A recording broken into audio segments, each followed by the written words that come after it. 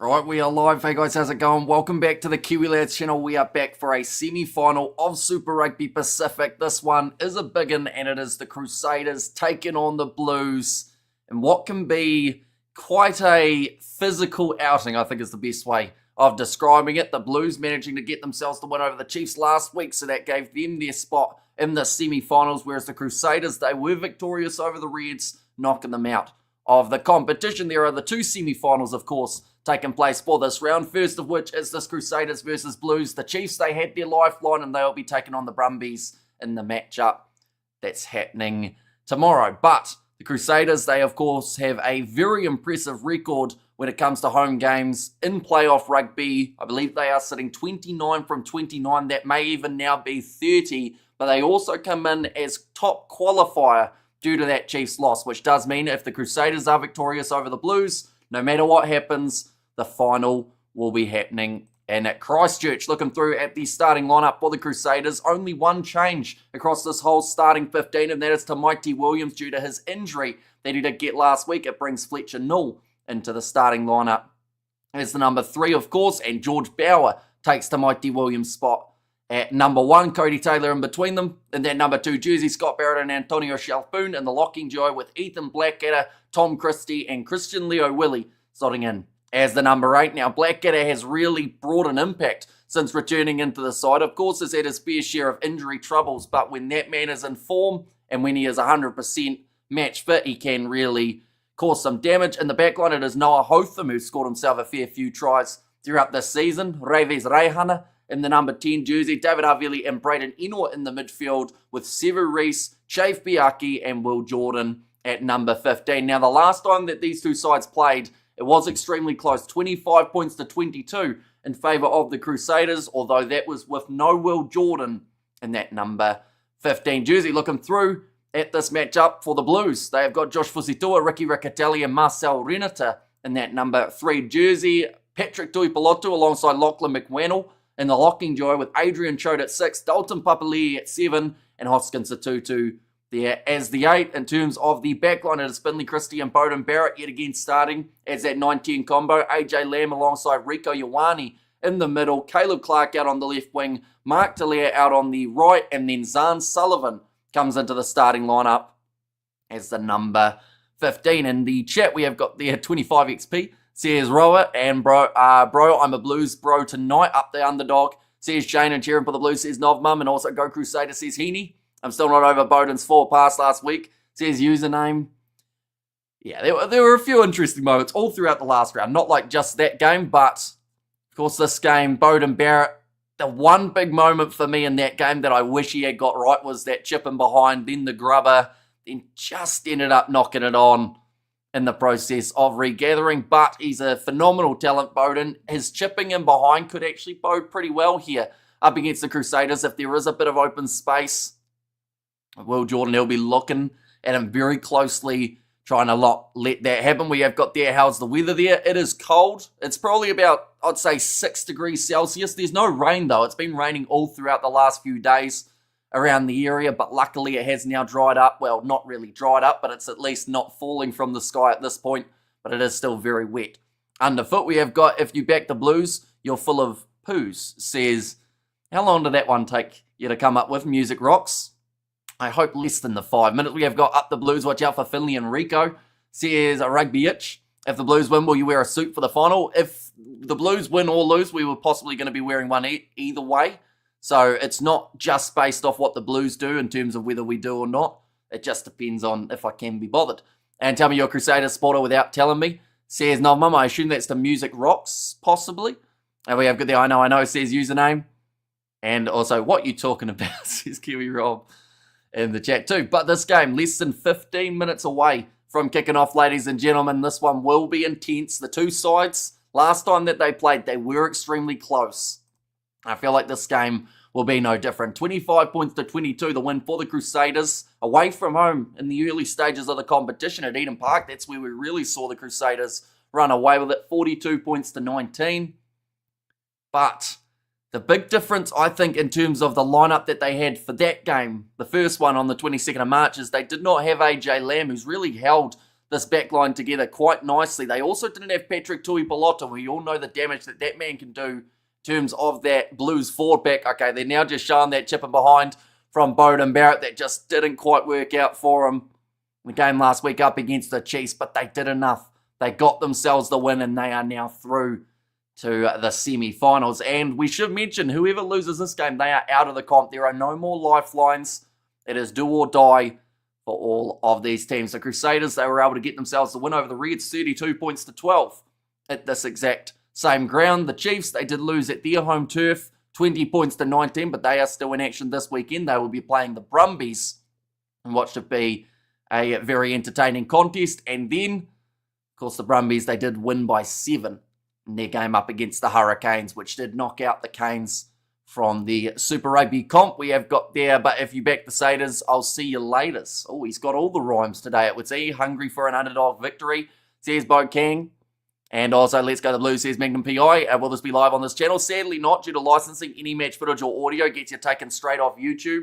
So your best bet's either Sky Sport, I think maybe Prime might have this game, but there is the highlights that will be up on the Super Rugby YouTube channel as soon as this game does come to a close. We have got there Go Dub Blues, says it was there from Naz Williams, and still want the Blues though, says Shane, and hard luck that Tamaiti can't line up tonight. Yeah, massive shame. Like the fact that that guy could be out for quite some time now with a knee injury, but he still managed to score after initially hurting it, shows you just how tough he is, and that if he had any sort of option of being able to play in this game, you'd think that he would take to the field.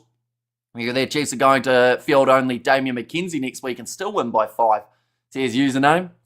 And we have got there, to be honest, if the Blues win or lose tonight, I'm proud of our boys. Says Kiwi Rob, and Hurricanes midfielder Pitu Manga Jensen granted early release after career best season. What's your opinion on that, Hamish? Says Kiwi Rob, I hadn't actually seen it, if I'm being honest. Is he going overseas, I would assume? We have got there, let's go Crusaders, 20 points to 14, says Obi. Also, was that just like a headline that you read, Kiwi Rob? Because it looks like word for word what someone who wrote the article would put. If Blues, it's Blues tonight, says Tom. And also, let's go the Crusaders, 20 points to 14, says Obi there. You're doing the whole game. We are doing the commentary for the match. We aren't able to show footage, though, due to licensing. Any match footage or audio, YouTube take you straight down with a copyright strike because of copyright infringement side of things. The 27-year-old midfielder has been granted an early release contract, or early release from his contract with the Hurricanes to take an opportunity in Japan, ending any hope of all possible recall. And yes, I did. Yeah, it just seems like something that's written as an article. But yeah, like, I guess fair play to him. He probably realised, even with the injuries that are lurking at the moment, that he wasn't very high up on their list. So, might as well. But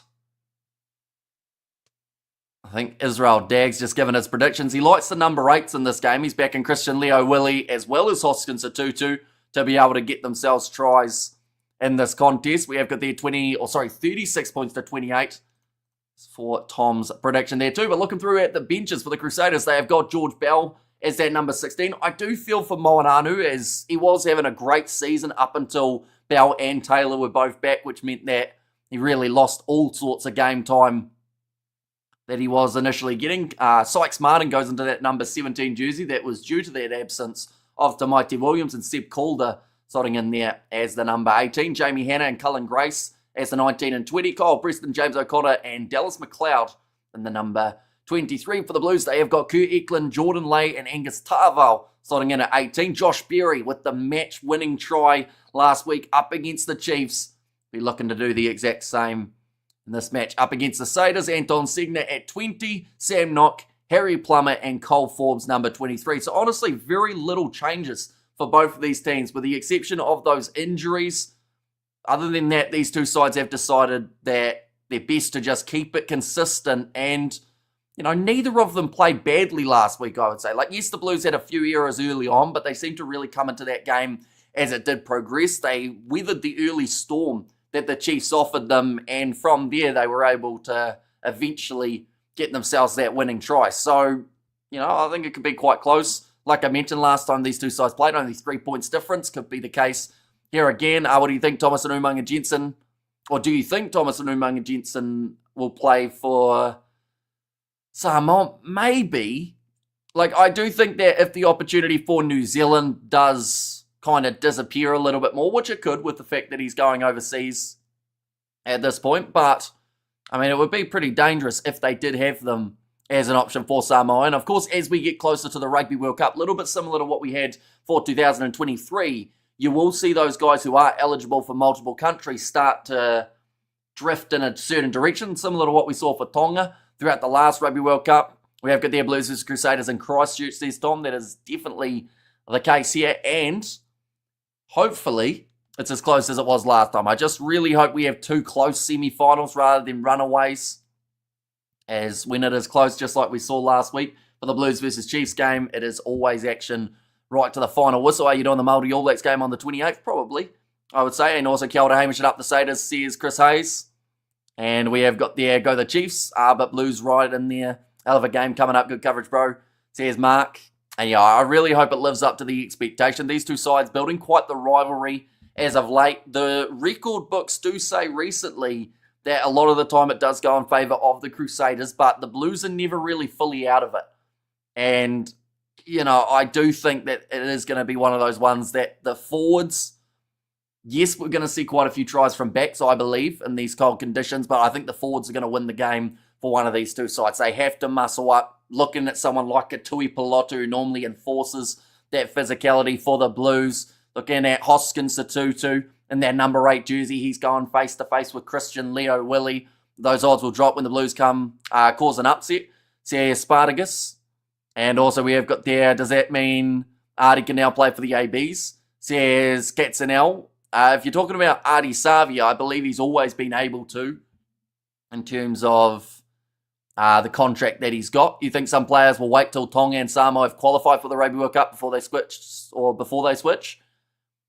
Probably. Like, I think it's a pretty decent point that they won't be too keen to jump over if they aren't a part of that World Cup environment. But if they do qualify, I think we will see a few of those guys start to make the switch. Do you think Springboks is going to have a good game? Well, they are playing in a couple weeks' time up against the Barbarians. It's always a good game when the Barbars play. They normally offer a little bit of a different style than a lot of other teams around the world. They love their set plays. They love just throwing in tricks all across the board. So, yeah, hopefully it is a good game when those sides do play. For me, Ioane still needs a huge game. Start France at 13. Proctor's my pick, though, says Shane. Yeah, see, it's a tricky one, isn't it? Because, like, let's be honest. Rico Ioane has had a bit of a 50-50 season, right? He started off a bit slow. Now he's starting to find a bit of a rhythm. And I do think that in terms of the best time to start playing well, it is at this stage.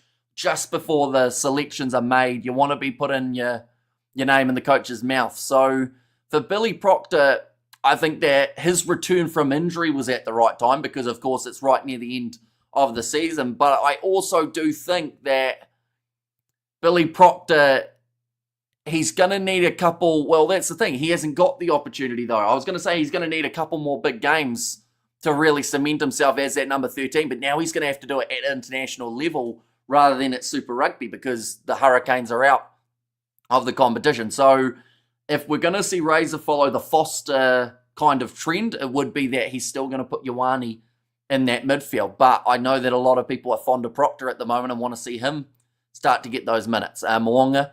What makes this look old school, says Tom. Might be the last Crusaders game at the stadium ever, says the Lim report. And I would like Anton Littlebrown at 13 for the All Blacks, but he's injured. Yeah, it's a real shame that he has ended up with his injury when he has. And we have good there afternoon, Hamish, says Daniel. How these two teams performed last Brumbies, or against the Brumbies during the season, which is likely to beat them, says Katzenell. Well, I think the Crusaders bet them. The Brumbies bet the Blues at Eden Park for the first time in about 20 years. And then, yeah, the Crusaders were able to narrowly beat them in the last round of regular play. The new stadium opens next year, says the Lim report, and surely this isn't the last Crusaders game at the stadium, says Stone Cold. And Blues for me, defence was excellent last week, says Matt. And that is one thing that I think went under the radar a little bit. Yes, people looked at what the Chiefs were able to do early on in that game in terms of the amount of attack that they were kind of cementing, but the Blues didn't budge. They were physical. They kept that line strong and really didn't let the Chiefs play their natural game that they had throughout the last few weeks prior. So I think that is definitely going to be the key. Keep the Crusaders from scoring quickly, because when the Crusaders start to roll, a little bit similar to what we saw last week with their game up against the Reds, when they get their rhythm, they are very hard to stop. We have got there, either way, the next matchup is a must. Here's Cats. Now, yeah, from here, it's pretty much whoever loses goes home. So you have to play your heart out. And got only about 3 minutes until the start of this match. North versus South. Says Tom there. And yeah, it is one of those matchups that surprisingly, like, we haven't really seen too much of in terms of playoff rugby at times. Like, it's normally either the Chiefs versus Crusaders, or last season we did see it was the the Blues versus Chiefs. They are just showing the starting lineups again, so we will do the same, ladies and gents. Anyone who is new, of course, be sure to leave a like and subscribe. We are going to be back tomorrow with not just the other semi-final of Super Rugby, but also the URC. We are going to be doing on the channel as well. But in terms of the Crusaders starting lineup, the change at number 1, George Bauer comes in for the injured Tamaiti Williams, Cody Taylor at 2, and Fletcher Null starting in as the 3. Scott Barrett alongside Antonio Chalfoun at 5. Blackadder, Christie, and Leo Willie in the loose forward trio. Noah Hotham alongside Raives Rayahana, David Havili, and Enor make up the midfield, with Reese Fiaki and Will Jordan at number 15. I'm going to say it right now. Will Jordan, I feel, is one of the real X-Factor players out there on the park. He has to be in the action, and if he is, I think he's definitely going to be one of those guys to keep an eye out for. But the Blues, they've got Josh Fusitua, Ricky Riccatelli, and Marcel Renata as the number 3. Now, he went on a bit of a try-scoring spree a little while ago, Renata, so I would definitely keep an eye on him throughout this 80 minutes, definitely when they are close to the opposition goal line. Patrick Tuipulotu alongside Lachlan McWennell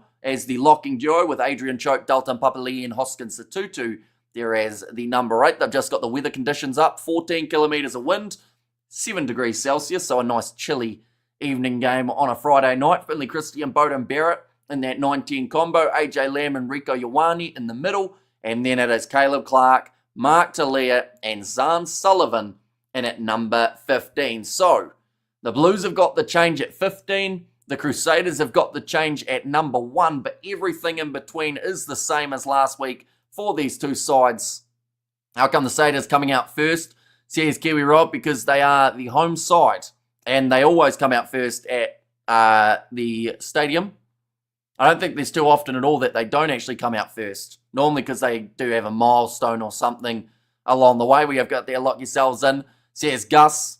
And how has Sever Reese been? How many tries does he have this season? He hasn't actually got as many this season as he normally does. But he is now the all-time try-scoring record holder for Super Rugby. He ended up passing Julian Savi as well as TJ Perenara, but the Crusaders making their way out of the tunnel now. And if Rico Ioane steps up today, does he guarantee them a win? I would say no. I think that there are a lot more elements than the centres that are going to result in a victory here. Like, don't get me wrong, Ioane needs to have a standout performance, not just for this game and for the sake of the Blues, but also for his All Blacks hopes in their number 13 jersey. But I just have a feeling that, like, it's going to take about 5 standouts, I would say, for both of these teams to really be able to go in the right direction. But for the question about Sevu Reece, so far this season, he has got 8 tries. Well, this evening, or this season, I should say. No James O'Connor this week. He's off the bench. And we have their contenders always come out first before the champ. Says you're rough. I think it depends on the ground that you are playing at. But Mark Talia needs a big game here too. He has made his way back out onto the field after that 3-week suspension. He did play very well in the first game back. And fourth, the North and first Crusaders, says Tom. And good old-fashioned game of rugby in June, says the Lim Report. And evening Hamish open for a classic, says Studs Rays. And there as well. They've just got their Bowden Barrett. Needs 7 points to pass Mornay Stain as the second highest point scorer in Super Rugby. He's got the 10 points last week up against the Chiefs. Was so close to being able to score that try. He was inches from the line when that ball just slipped out of the fingertips. Is it raining, windy or low temperature? It's 7 degrees, 14 kilometres of wind, no rain. And always wonder why I never bothered to put the sheds closer to the field. Says the Lim report. I guess it's not that much further of a walk. I don't think the players mind it too much. But it also probably gets you a little bit away from the action, bit of privacy as well. I've got their Blues need to complement bruising forwards. Play with using the plentiful talent of the backline. Don't be one-dimensional, says Shane. And 8 does seem like a lot, but that would be if it was Rico Ioane, right? Says Katzenell. Or 8 would be a lot for any centre, to be fair. I don't think we've had too many centres reach the 8 mark. For a winger, 8 is, 8's a solid season, you have to say. When you consider 16 games played, so scoring every second game. And for a team like the Crusaders, I should say, who do score quite a few tries, you'd be thereabouts. And any chance rugby league will become the dominant sport in New Zealand instead of rugby union? If it did, it would take a little while. I know that the Warriors are starting to pick up a little bit of steam. And I guess the benefit you've got with the Warriors is the fact that all of New Zealand can support one team, whereas this is, of course, a little bit more regional based. So you've got people who are still going for the same players, but because of their alliances, it means that it's not quite as all on the same page. You're streaming game live? Sadly not. It is just the live commentary due to licensing on YouTube. Any match footage or audio does get you taken straight off YouTube. Just having the moment silence before the game for Stu Wilson, and then we will be straight into the matchup. We have got there, go the Auckland Blues, says Christopher. And it looks like a better crowd than last weekend. It is. I'd say that from looking at Ticketek just before the game, they probably sold about 60% of tickets for this game. Yes, it is still pretty cold, but I do think that with the fact that the Crusaders have a great record when it comes to playoff rugby, and this is nothing against the Blues either, but I think a lot of people are saving their money for next week. As the ticket prices, sadly, every single week that the Crusaders are playing, and as they go further in the competition, the ground keep on bumping up the prices. There were many tickets for $90 to sit way up in the middle of the stand that we're not selling. So, they're shooting themselves in the foot a little bit. If they were affordable tickets, maybe they'd get a few more there. They are just showing the head-to-head. Scott Barrett and Patrick Tuipulotu, two very handy players. I jumped over to watching rugby league last year, and it's way better than I initially thought. Says GT. And yeah, it's one of those ones that some people like both. Some only have one that they prefer, but it's going to be kicked off by the Blues going from right to left, and we are underway for the first Super Rugby Pacific semi-final of 2025. The Crusaders have possession with Noah Hotham going across to Antonio Shalfoon. Going to be rolling this back now for Noah Hotham. Now, this is quite an intriguing halfback battle as well. You've got Hotham, who was one of the young guys who got the opportunity last year. He has gone for the box kick. Will Jordan going up for it, but Caleb Clark manages to claim possession. AJ Lamb playing as the halfback. You've also got Finley Christie, who has been in that All Blacks environment before. Actually found himself getting taken out due to an injury and never made his way back in.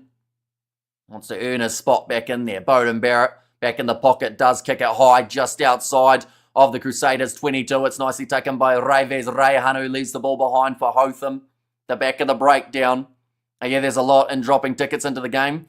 Says Gus, who are the wingers for the Blues. They have got Caleb Clark and Mark Talia as their two wingers in this contest. High ticket prices, spend half your time enduring cold weather is crazy. Says Katzenell, Hotham. Now kicking it downfield towards the halfway line, taken by Bowden Barrett. Huge shot on him. Ioane dropping the ball as he wasn't expecting the pass. The Crusaders going for the counter ruck, and I believe Tom Christie almost had it for a second, but it's back in the hands now of Oscar Satutu. Wrestled down by Ethan Blackadder. The Blues back in position just inside of their own half. They have a bit of a test match kind of feel about this game. It seems like no one wants to make that big early mistake, so they're going aerial a couple of times. Sever Reese knocking that ball on. Picked up by Ricky Riccatelli. Now Christie Goes across to Satutu. Bowden Barrett looking for the cross kick. Jay Fiaki has to try and get him on, but great pickup from Caleb Clark. Blues now in possession, but counter ruck coming from the Crusaders, and they'll get the penalty. Clark played it on the ground. So no clear release against that man. Hamish Mabra says, Rock, welcome in on a cruise boat off Greece. Thanks for doing this, says Jan New Zealand. Well, hopefully you are enjoying your cruise, and hopefully your Wi-Fi's going all right on the ship too. Reves Reihana, you will be able to kick this one towards the touchline, but all-out pace early on, it would seem, when we get a little bit of open play. The big cross kick attempted from Bowden Barrett bounced up perfectly into the hands of Clark. Ioane needs to wake up. Want to see him play in a few weeks. Says Katzenel. Yeah, just a good step from Clark to get back on the inside, but Fiaki straight back to his feet with the counter ruck.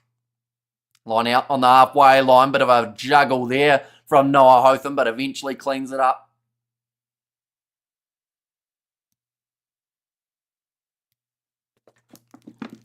Cody Taylor playing halfback, goes across to Tom Christie. How's the weather there? Chilly here. It is currently 7 degrees Celsius at the game.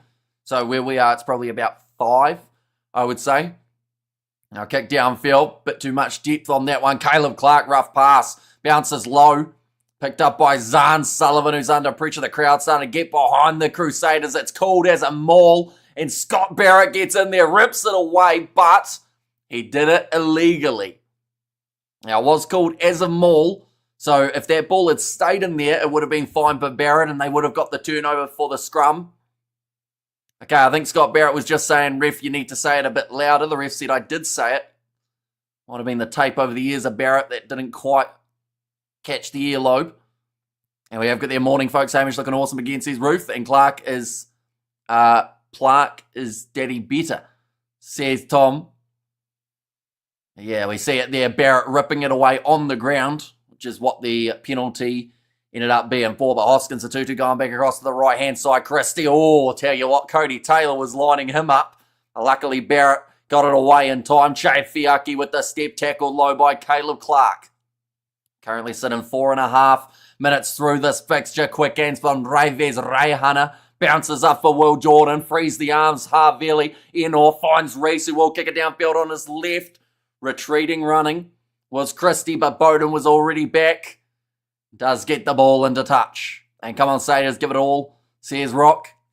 Are you near the coast or high up in the mountains? South Island is full of mountains, right? There are quite a few mountains, but I am down at sea level. Yeah, some good hands from Blackadder there, initially getting it off to Reves Reihana. But again, around the halfway line, we have got another line out. One by Antonio Shalfern. Reves Reihana finds Blackadder, chopped down by Dalton Papali'i. And how's a Hamish? This one's going to be, this is going to be one for the books. Says Roger, yeah, could be very close. Good tackle from Will Jordan on Bowden Barrett.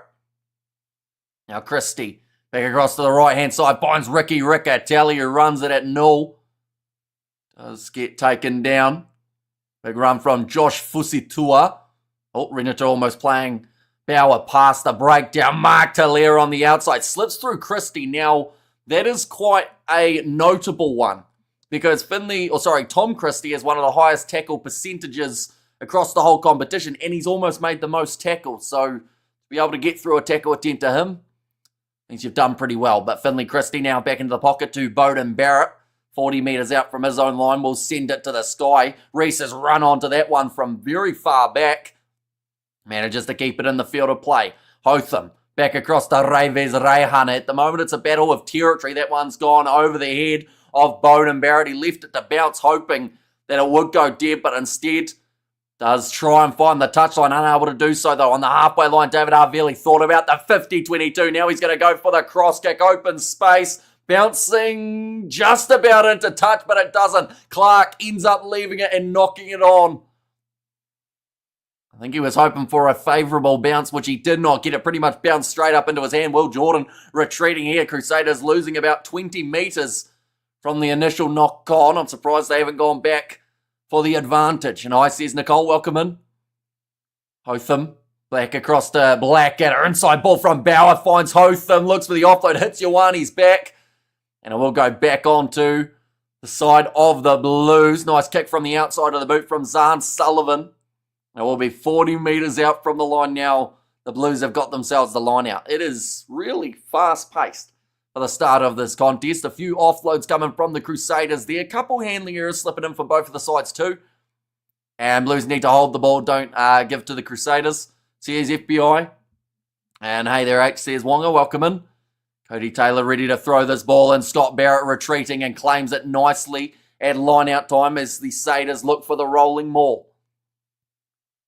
Crowd starting to make some noise behind them. And that one's pretty much stopped in its tracks, although it's going to keep on rolling, although I think it was kind of broken away off the back for Cody Taylor. So about 35 metres out from the line, David Arvili tries the short side tackle by Finley Christie. Does have to release it, also trying to roll out of that breakdown. He's done extremely well there, Christie. Cody Taylor running straight at Choate. Now Hotham. Across to the left-hand side, Reves Rayahana goes to Antonio Shalfoon. Another great low tackle made by Dalton Papali'i.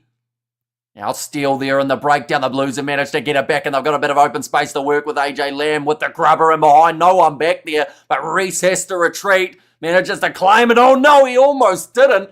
He had the ball in his hands and now it is taken back by the Crusaders. 5 metre scrum for the Blues as Reese just lets it slip through the fingertips. Good pressure from Lamb too after a smart kick in behind. And Blues are up and about, says Gus. I feel funny mistake coming by Barrett. And also we have got there, Clark doesn't deserve his black jumper at this stage. Can he make the required statement tonight, says Shane. And Hamish on beast mode commentary right now. Fire, rapid Hamish, says a rock. Yeah, I do appreciate you all being here for the semi-final. Of course, we have still got the Chiefs versus Brumbies happening around the corner, but the Blues, the perfect position on the field, 5 metres out from the Crusaders line. Pack weights, they've got a 14 kg advantage with the 917.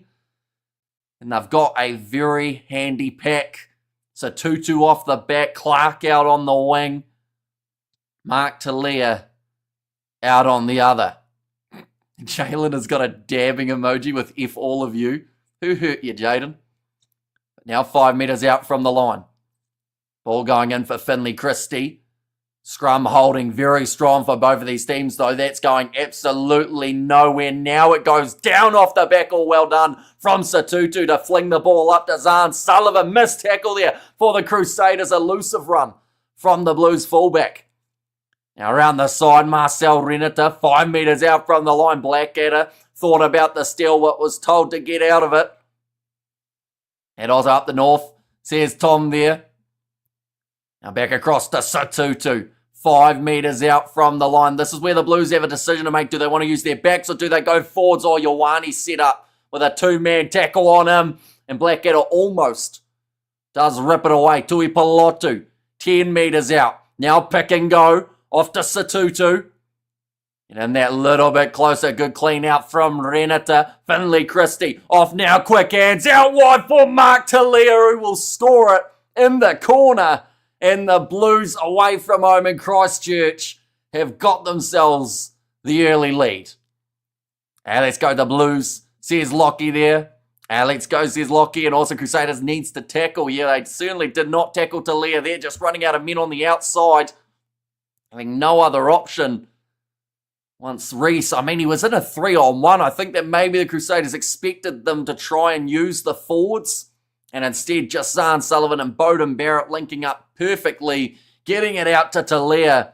Does score it. Oh, in the corner. Almost ended up dropping that ball, but luckily did get the grounding first. And Chew the Auckland, says Lockie, and upset on the cards here. Definitely, says Roger. And also, I think we have Grant Nisbet's replacement right here, says Jury. Do appreciate you being here. And also, early. And also, let's go, baby. Keep that energy up, boys, says FWTG. But Bowden Barrett, he is 7 points away. Now he's only the 5, that is a very sharp kick from Barrett out on the wing. Going to make the score now 7-0 in favour of the Blues. Away from home, love from Spain, says Lockie. And what stadium are they playing at? They are playing at Apollo Project Stadium, also known as Orange Theory Stadium, also known back in the day as AMI Stadium at one point. Also known as a stadium that they won't be playing at in the relatively near future due to the new stadium coming. And no mistake by Barrett, sorry Barrett, says Tom. And not just a game, spotting the All Blacks on the line, says Gina. Yeah, I think that Razor will be watching this one very closely. In fact, it wouldn't surprise me if he's actually at the game. And Beauden Barrett kicking it downfield. The early lead there for the Blues, exactly what they need. They do come into this game ranked as the lowest qualifier, so there is no way for them to play at home. But, hang on. Challenge from Braden Eno here on Hoskins Satutu. This sounds like something might be relatively serious. Definitely if we're going TMO straight away. Love from Fiji, says Brusto there. Yeah, Satutu looks like... Okay, Eno was just doing something like that, so I assume that it's actually probably hit on here. Yeah, it is. It's a hard collision. I think it's going to be at least a yellow card here. Now, Eno... he's gone into that one far too high. And it sounds like he's going to have a bit of a time to decide what he did wrong. Right, it reaches the yellow card threshold. I think based on the Blues' recent form, they may win this. And Red says, Rob, yellow for now. Now, okay, so by the sound of it, Justin Marshall saying it certainly wasn't intentional, but it was dangerous. So from that comment alone, you'd think it's just a yellow. But they will now have the 10-minute period where they are able to decide whether or not it is worse than just that. Now, how consistent are these calls? Says Mr. All-In, and Bowden's looking good in the pocket, says Gus. Yeah, him and Zahn Sullivan actually working quite nicely. There was no drop. There was no drop, but there was a directional change, which I think will be the impacting factor. Sitting 13 minutes into this contest now, Braden Eno, he's making his way off the field. He's got 10 minutes. He might as well go for an HIA, as it was a pretty solid bit of collision between him and Satutu. Now it is going to be the line out for the Blues. What can they do with this man advantage?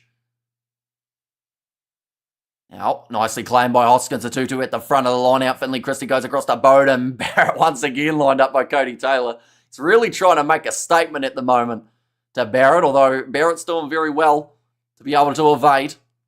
Sitting on the halfway line now. Crusaders in possession. Antonio Shalfoon goes back to Reves Reyhana, who will kick it in behind. Found a bit of space over the top at Caleb Clark, who has to retreat. Does get it 5 metres out from his own line. Keep it up the mighty Blues. Says Puna.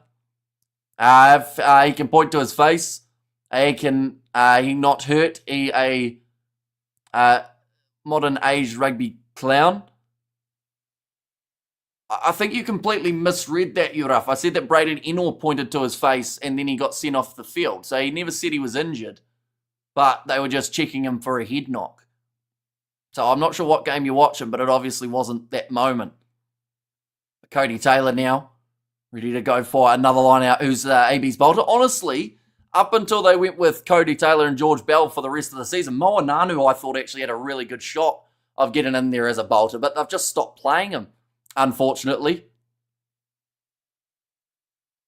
It doesn't matter if World Rugby wants to crack down on head-eye contact. I love that it's only because the Blues took the contact that you're now kind of boding for that rule. Kiwi Rob, we had one a few weeks ago against the Blues, and you said that they shouldn't be doing that. But it's going to be a penalty now, going the way of the Crusaders. Who's on yellow? Blues player? No, Braden Eno, number 13 for the Crusaders. Now, another 8 minutes remaining in this yellow card period. And that one is going to go into Dutch from Reves Reyhana. And morning, ladies and gents, from Cold South Africa. What is the odds before kickoff for this game? I actually have them here. There we go. So the Blues came in as $2.80 underdogs. Now the Crusaders are unbeaten in terms of playoffs at home for Super Rugby. I believe they are 29 from 29 or something ridiculous like that. But that is a steal and line out time from the Blues. Mark D'Elia firing the ball across to Rico Ioane, who didn't pass it one more on and gets tackled by David Harvili. It was just that little bit of hesitation from Rico. He thought that the gap was available and change it to a red, says Aloy. But now, rolling this one back. Finley Christie will be able to go for the box kick. Scott Barrett not quite covering the ground as Satutu. Okay, yeah, he's completely fine. He's still playing. I don't even think he really felt it. Will Jordan, available on the halfway line for the Crusaders. Now Tom Christie, tackled early by Marcel Renata. Liking what the Blues are up to. Says Gus in 30-30. Says Studs Ray and up the Titans. We're beating the Manly tonight. Says Chad, nicely taken to the back by Zahn Sullivan. Offloads it up, but Che Fiaki comes from wherever he did and manages to take that ball back. Open space now for the Crusaders. Oh, and it's dropped cold by Cody Taylor. Now, I know that it is cold out there, but drop ball from Cody Taylor. Found himself in the back line. Just couldn't quite get the next pass on. Now to Amish, brother. How you doing, mate? You're all cool. Nice and nippy here in Durban. And it's a 2-2 too tough. Says Lockie and Rico on the prowl. Watch yourselves. Crusaders discipline, says Ruth. It should be 20-minute red cards. Punish the player, not the team. It is a 20-minute red card in Super Rugby. And I think they're also now trialling the 20-minute red card in general for across the world of rugby. So it is 20-minute red card. Oh, that's going to be, just the replay of Cody Taylor dropping that ball. Crusaders by 40. That is a big prediction. They're going to have to really speed up if they're going to win this game by the 40 points. Currently down by 7. And let's go the Blues, says Brusto. And in fact, Crusaders have never lost a home playoff, 30-0. Blues looking to break the streak, says them in the 11th. And Cody Taylor Butterfingers, quite an uncommon sight, says Gerhard. All right, James Dolman just getting the front row sorted out here. And 20-minute red card, great rule. The offending player should not be allowed to take to the field again also. That is exactly what it is. And yeah, it is fair enough. Like, once you get a red, you're out for the game. Like, in terms of that player shouldn't have any option of coming back. Rob Penny looking on eagerly. Probably a bit nervous at the moment. Will Jordan gets a head hit. As the yellow upgraded, they haven't decided yet. Still another 4.5 minutes remaining of said yellow card. Now, Bowden Barrett receives the pass off the back of the scrum. Open space here for Rico Ioane. Puts it on the outside to Caleb Clark. Oh, big shot. And yeah, huge hit on Will Jordan trying to make the tackle. Now Bowden goes across to Dalton Papali'i. Tackled by Christie.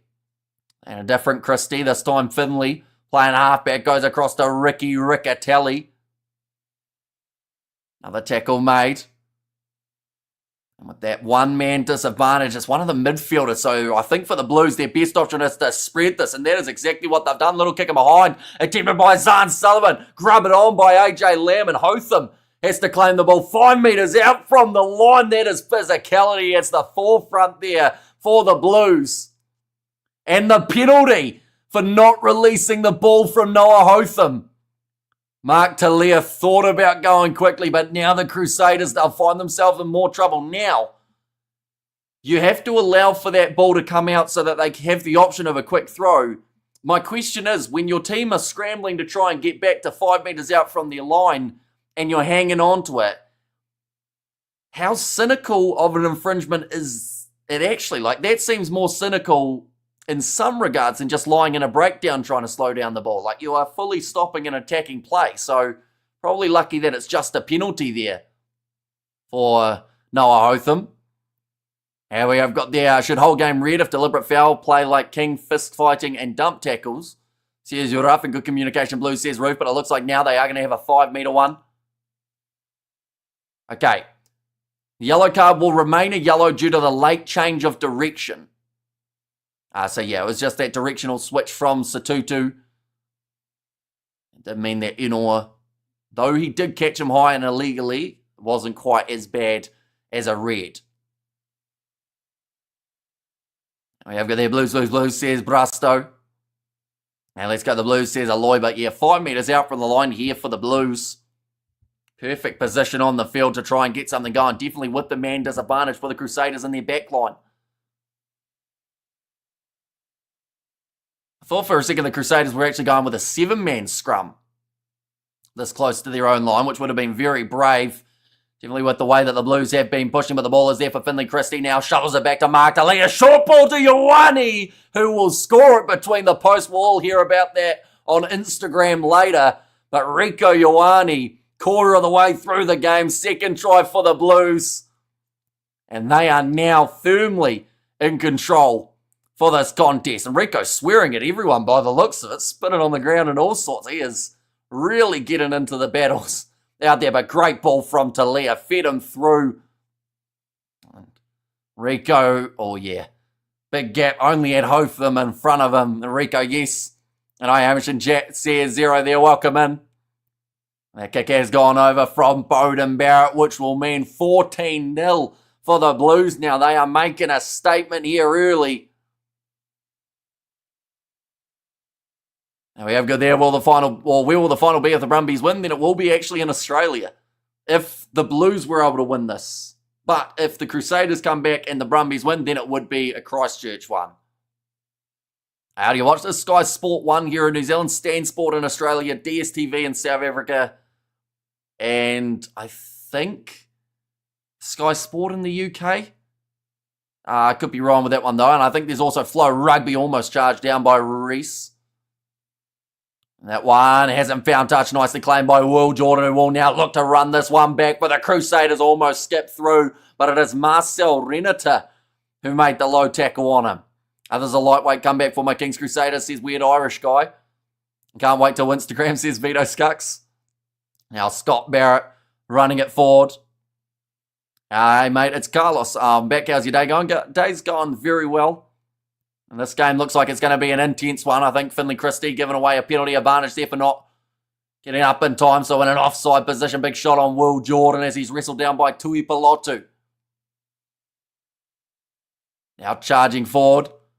Blues. This is what you get when you disrespect them, Hamish. When did I disrespect them, Kiwi Rob? I do think at times you just make up stuff. And then you just yeah, it's an interesting one watching your comments. But now, penalty does go the way of the Crusaders. It's like the other week when you said I should apologise because the Blues made the top 6, even though I said they would make the top 6. I was not expecting to score 20 minutes in, says FWTG. Great commentary, Hamish. I feel like I'm at the game, says Gina. Yeah, not a massive crowd at the game, to be fair. So there would have been spare seats. I think that they really overpriced this one, unfortunately. I wonder what Kiwi Rob is smoking, says no, Mum. No one really knows, but I think everyone wants some. Now Cody Taylor ready to go for the line out. And we see Dallas McLeod has made his way onto the field. That is for Braden Enos. So he actually, I think, gave himself the HIA in that case. Now we have got there, make it make sense, Kiwi Rob, says FWTG, and Blue's going to have to take advantage of the one-man advantage. Another 7 pointer now would put them in a good space. Now Crusaders back to the 14. And they're going to look to get this one moving. Another advantage this time for Cody Taylor and his Crusaders as they sit 5 metres out from the line. Noah Hotham. Blackadder, 2-man tackle on him. Now shifting it off to the left-hand side. Rush defence from Rico. Went the complete wrong way and almost left a massive gap. Tries to tackle Shelfoon just short of the try line. Hotham, quick hands. Brilliant defence from the Blues. But Will Jordan is just short by inches by the looks of that. The Blues scrambling beautifully to be able to stop it. Rico tries to make the tackle but gets run over, and the Crusaders do score it. It is Tom Christie who pops up with the try. Ticket price doesn't matter. No one is interested in watching games on a cold wintry night. Says Hopes of a Nation. Yeah, although $90 to sit in the top of the stands on a cold winter's night definitely isn't any more incentive than if it was half price. But yeah, nicely done by the Blues initially with their defence. It will help with them that game last week, and then just breaking to the short side with Tom Christie. That's the thing. He had McWennell and he had Ioane. He went, I'm going at Ioane, and went over him. You're on fire tonight, Hamish, says Suds Race. But yeah, no, I don't think, I want to say that no matter who the forward or back was in that scenario, Christie was probably going over them. Looking at that angle, he was just keeping himself really nice and low, bulldozing over. But the Crusaders are back into this contest now, ladies and gents. Reves Rayahana.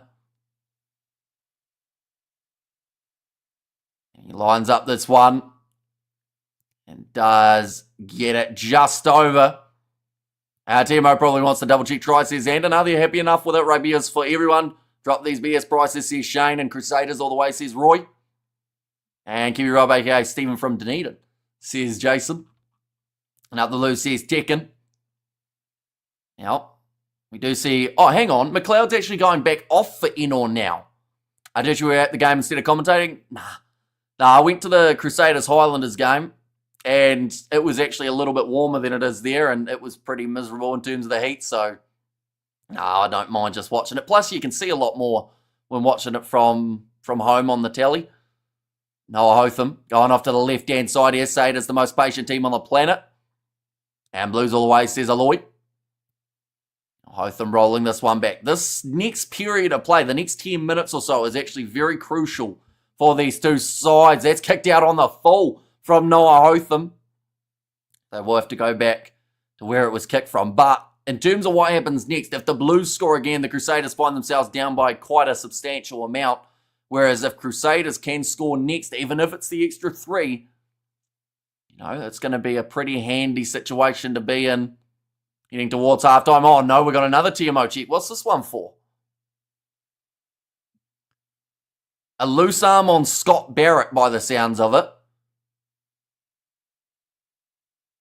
This looks like Josh Fusitua might be in a bit of trouble now, ladies and gents. We're going to see Barrett. Oh, it's a head-on-head, right. Well, if the last one was a yellow, then this one is a yellow. There was nothing wrong with that, says Kiwi Rob, with a head-on-head collision. Last head-on-head about 10 minutes ago, we all remember he said give it a red. But that one, Josh Fusitua, that angle made it look slightly worse because he started low and then he kind of rose up a little bit. It reaches the yellow card threshold. And it now means he will have to make his way off the field. Scott Barrett drop into it, then he should be fine, Kiwi Rob. He should only get the yellow card. Have to be consistent, says No Mum, exactly right. And yellow incoming, says Rock. And good morning, Hamish and all, says Real, welcome in. DeBoda Merritt scored the first try for the Blues. It was Mark Talia who managed to get the first one. Everyone is getting yellows because of this stupidness, says Yuraf. And that angle looked like Barrett went straight for the head, says Mr. Orlin. Now it's going to be the penalty going the way of the Crusaders. A little bit of a lifeline as Hotham did kick that one into touch. Rear card for a headbutt. This is not a WWE Tables, Ladders and Cheers match, says Xander. Right, and Blackadder has to go for an HIA. What did he do?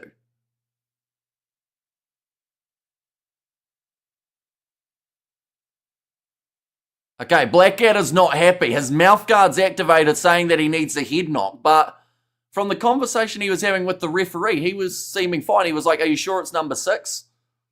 So I don't know what happened there, but his mouth guards told him that he needs to go from the field. So Cullen Grace will make his way onto the field now. If it's yellow card, Scott Barrett should go for an HIA. Well, instead Blackadder did. Maybe they got the numbers confused and they meant 4 rather than 6, but nicely taken. Now going off to the right-hand side. But also, Kiwi Rob, about 15 minutes ago, Satutu did not go for a HIA either for the yellow card of the Crusaders. So you got to, like you said, you wish for consistency. You've got to be consistent yourself. Scott Barrett now running it forward. And now, ball available there for the Crusaders, who do have the man advantage for the next 9 minutes. George Bauer going across to the left-hand side. Nice tackle made on Reyes Reyhana by Lachlan McWannell. Maybe Blackadder and Barrett swap mouth guards mid-game. It would be an interesting scenario. I mean, I don't know whether or not they would have done it on purpose, whereas that's slightly weird to do. I mean, team bonding, I guess. Now, Reyes Reyhana, low tackle in by Finley Christie. And maybe Blackadder and Barrett. Oh, no, I read that one. And man, throw these mouth guards in the bin, says Mr. Orlin. Oh, around the side, little knock on there from Christie. It's Marcel Renato who's forced a big shot. And we have got there fair enough yellow, but discipline will prevail hard. But fear will get the chocolate, says Shane. And also, who's your favourite player from the Blues, Hamish? In terms of, like, this season or just in general? Because I would say this season, like, someone like an AJ Lamb, I think, has really stepped up for them. He was heavily responsible for that first try that came from the Blues in terms of the pressure. Right, Adrian Choate's now coming off the field. That is due to the yellow card of Josh Fusitua. It means that they do have to bring another prop onto the field. And come on, let the boys showcase their skills. Match officials want to play a huge part too, says KW Stanley. Maybe Blackadder. I don't think that's how it works, Vito Skux. I think that it's, unless they were headbutting. Right, it looks like Barrett's actually going to go off now for an HIA as well. Oh no, it wasn't Blackadder. They took the wrong man off. But But no, Jamie Hanna's coming out now. Blackadder's now making his way on, and Cullen Grace is going off. So, I'm sorry, but surely with the amount of cameras that we've got, we can work out who took the headshot. So Blackadder was utterly confused. Imagine if he failed the test just because he wasn't able to understand the questions too well. But how do you get that wrong? When there's a big head collision with one of the team and you send off a random other bloke who wasn't even involved. Maybe there were two shooters, says username, and Paul Gallen's a monster in the ring, says Bats, and WF is going on, says FWTG, and Ron player off shocker. Yeah, it's certainly confused plenty of people out there by the looks of it. Choke gets a break. What's going on there? Well, Chote's one makes sense because of that was almost a knock-on from Christie, but it does go backwards. Yeah, Chote's off for lay due to the scrums. They needed the extra prop to be able to take part. But yeah, the Crusaders skipper, Scott Barrett, he is now off the field. Blackadder's back out there. He's had a little bit of a spell. And K-bars are a poor man's mouth guard, but must admit they taste better, says Jason. And there's an Oprah moment. You get an HIA, you get an HIA. Everyone gets an HIA. Nicely taken by Will Jordan under the high ball around the halfway line. Currently sitting 30 minutes in. Blackadder trying to step through. Back across to Reves Rayahana. That one came off the side of the boot. That was not where he wanted it, but Fiaki slaps it back, finds Satutu, who's smashed. That was a big shot from Noah Hotham. Thought that it might have been a 4, but no, it was the little halfback for the Crusaders who put in the shot on Satutu. Now Sullivan off his left boot, kicks it high as well. Harville does not look ready to claim this one. Instead, Reves Rayahana went up for it. Clark managing to claim it though. Now Christie. Back across to the right-hand side. Blues 42 metres out from the line. Bowden Barrett tries to chip him behind. Bit of a slip there from Reese, but it's cleaned up by Cody Taylor. Reese's boots are playing games with him at the moment, but soon he might get the ball as they're running out towards his wing. And let's go Blues. And also, how's the weather been where you are? Today it hasn't been too bad. There was a bit of rain earlier on, but over the last few days, it's been awful in terms of the amount of rain that we've had. David Harville getting it down the middle of the field. A lot of distance on that one, down into the 22 of the Blues. Now Sullivan with a nice angle to work with. Does get the ball into touch around halfway. And besides Blackadder, are there any other rugby father-son combinations in New Zealand rugby? There's probably a few more if you really, kind of dive deep into them. All Blacks combinations, it depends on what you're looking at a little bit, because there are a lot of the guys for these teams whose dads have played in either provincial rugby, international, or Super Rugby for the slightly later ones. Caleb and his dad says Demon the 11th, hold them Blues. What are the territory stats at the moment? I haven't actually got them in front of me for territory, but I would think at this current point in time, first 20 minutes or so was definitely more in the Blues' favour, but now the Crusaders bringing it back a little bit. I wouldn't be surprised if it's about 45-55 in favour of the Blues. Now Hotham, Jamie Hanna almost ended up wrong place, wrong time. That one's going out on the full from the Crusaders again, and that was just a miscommunication from the Crusaders side. Who's the ref, bro? The ref is James Dolman. I'm not too sure who the TMO is, but he has been the one who's heavily involved. Ref's just been doing what he's told. We have got there who you're voting for in this game. Well, that's the thing. The Crusaders have that illustrious record, but the Blues are in pretty decent form. The yellow card. We're about to find this out. The yellow card will remain a yellow card. So both guys will be back out there on the field. One of them already is out there, of course, but does now mean that 4.5 minutes remaining until the Blues will go back to their full 15 on the park. Just the 8 minutes remaining in the half. Crusaders have 14 players on. They have 15 players on at the moment. The Blues are the team with the 14. Now rolling ball starting here. Trying to go through the middle was Jamie Hanna, all but managed to tie it up. Now AJ Lamb. Tackled low by Che Fiaki. Onto the ball for Tom Christie. Wins the turnover penalty for the Crusaders. And Tom saves the day again. Says Tom. Morning. My money's on the Blues. Paul from Port Elizabeth says Paul there. I think they should have to move out of the tackle zone before you can go for the ball. Normally you do have to in terms of being in your opposition's line, and if you slightly roll, normally that is considered enough. It depends on the referee as well and depends on the breakdown situation. But it was well done from Tom Christie. Che Fiaki making the low tackle. And yeah, see, he moved out to the side, which then Tom Christie able to just jump straight in there. Gets a big hug from Blackadder, who does not need the HIA at this point in time. But the Crusaders now in position 30 metres out from the Blues line. David Harville tries to step.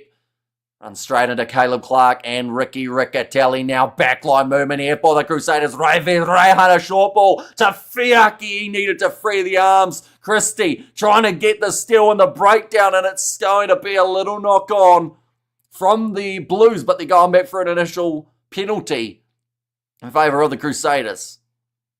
And just subscribe to your channel, Hamish. Much love your live streams for these match. Muchly appreciated, and keep up the good work, Hamish, says Carlos. Thank you very much.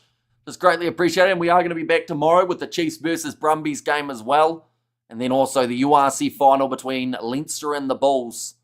It'll be happening at 4 a.m. on Sunday morning.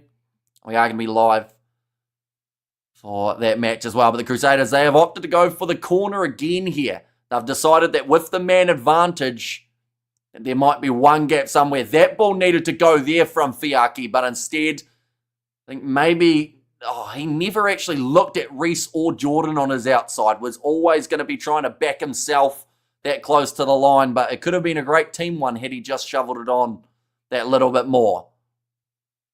Now, nicely taken. He can't roll, says Kiwi Rob. I assume you're a little bit ahead, perhaps, yeah. Oh, yeah, that is Papa Lee stuck on the wrong side of the breakdown, so that will be coming out for Noah Hotham, will it? Yep, no, advantage now against Dalton Papali'i. David Harville tries the little grub. It doesn't work out, and they'll go back for another penalty. And Heavy D Boy says FWTG. And good morning, mate. Blues all the way, says Harry. As Damien McKenzie playing tomorrow night at number 10, I believe he is. We have got there, Hamish, who spoke about father and son, having played for the same team, Ron Tamatea, and his son Kahu played for Poverty Bay, and albeit third division, I think, says Rainiera. It's a very specific example, isn't it? But it's probably not wrong. An afternoon, mying up the Crusaders. Now 5 metres out from the line again, the Crusaders are going to go for this rolling maul. Goes into the front, nicely taken by Cahill. Sitting 10 metres out, or maybe closer to 7, with the ball in hand, Cody Taylor. Not really going anywhere. This is once again good rolling maul defence here from the Blues. They're being told to use it. They need to get it out of there. Hotham has got it. Gives it off to Harville. Can't get through Mark Talia. The Blues' defensive percentage at the moment has to be relatively high, I would think. But now, 3 metres out from the line and only the 30 seconds remaining of that yellow card for the Blues. This is when the Crusaders want to strike, when they've still got their man advantage. Fletcher Null, the big man. I think there was another advantage there. Step from Will Jordan goes through Tui Pelotu. And Will Jordan fired up, something you don't normally see from the Crusaders fullback, but they have struck just before the return of the yellow card. And there's a bit of push and shove afterwards as well. But a feeling you'd never guess who's in the middle of it. It's Rico Ioane.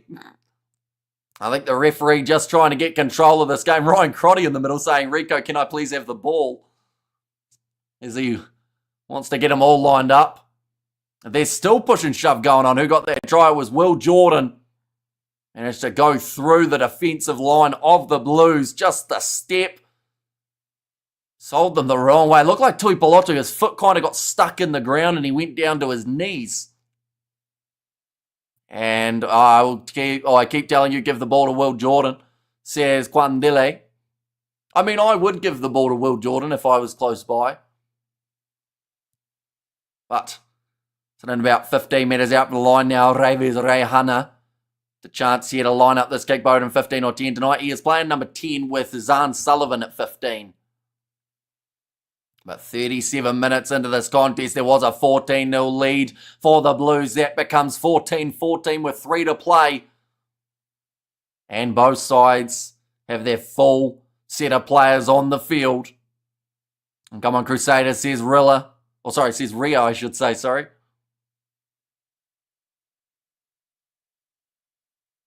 Oh, okay, James Dolman just calling over the captain, saying stop the pushing and the shoving. The Blues are really starting to piss me off. Says Vito Scucks. Did the kick go over? It certainly did.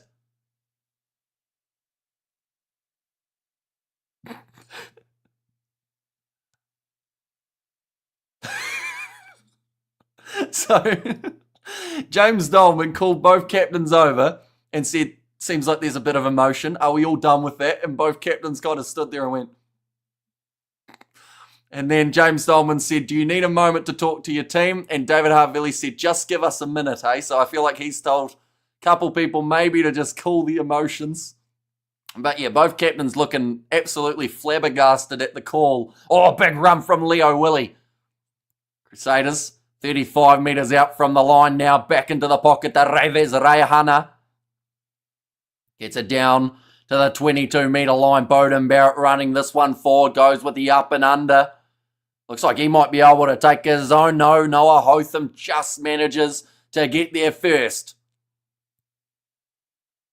Ball is available. It's sitting on Bowden's hip. Oh, drop ball from Jamie Hanna.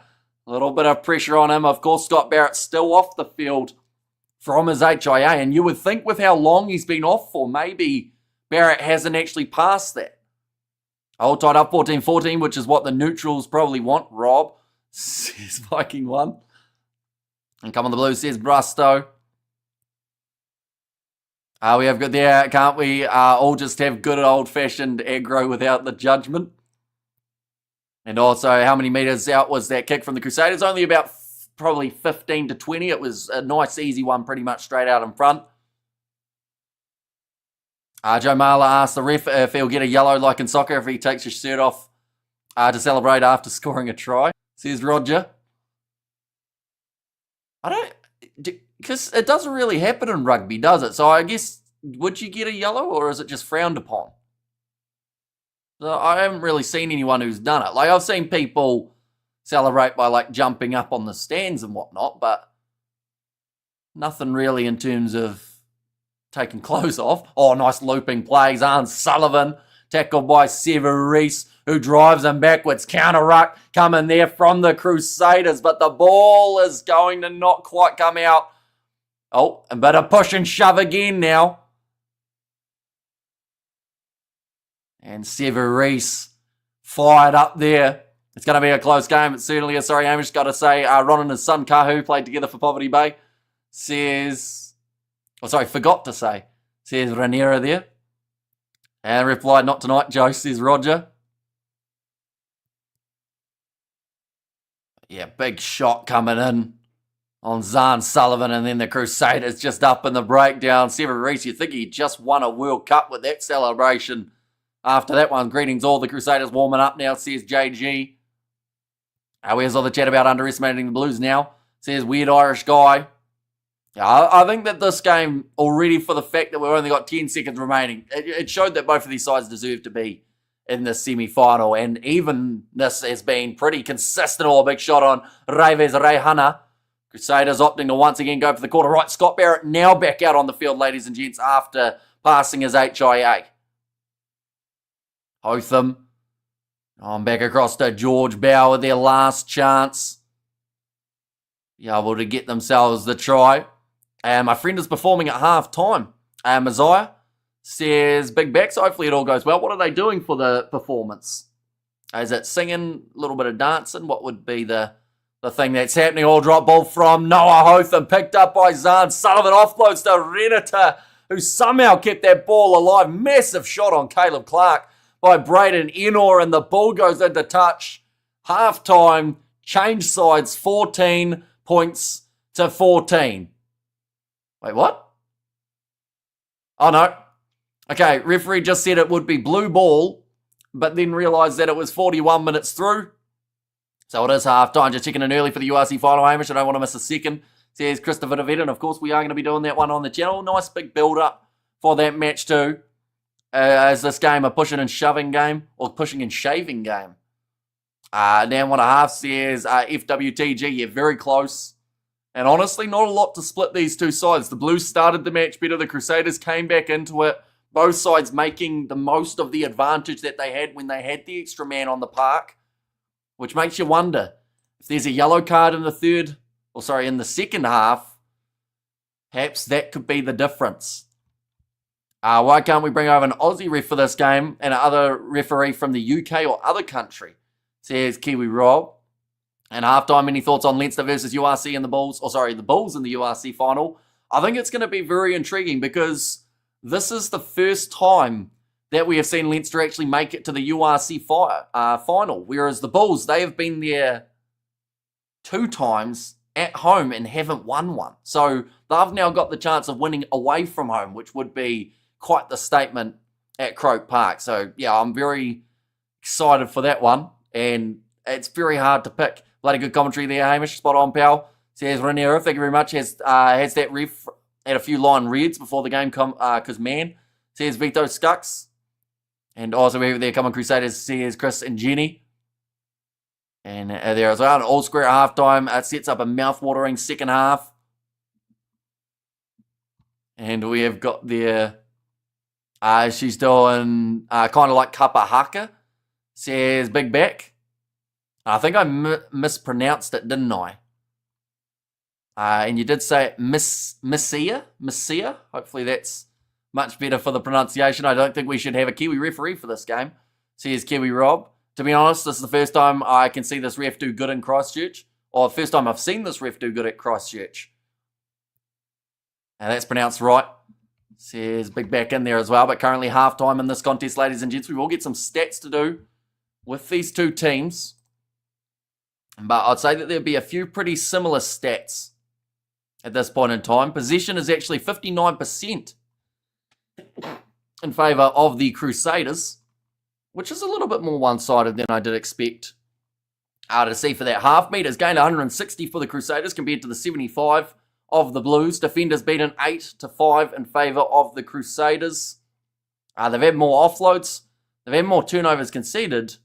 The stats aren't actually as close as I thought they would be, if I'm being completely honest. I actually thought that the Blues, for that first half of the 40 minutes anyway, did pretty well, but the stats are kind of trying to say otherwise. 89 tackles made by the Blues, though, and they have only missed the 8, so they've got a pretty good tackle completion throughout this matchup, going at just over the 90%.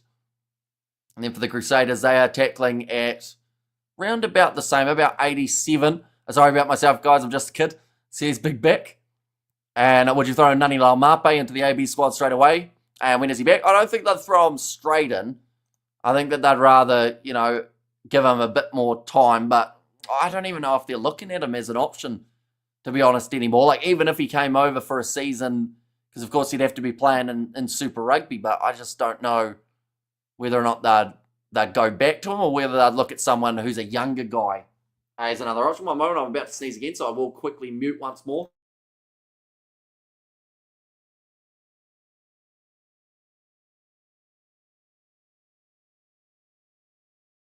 We are good.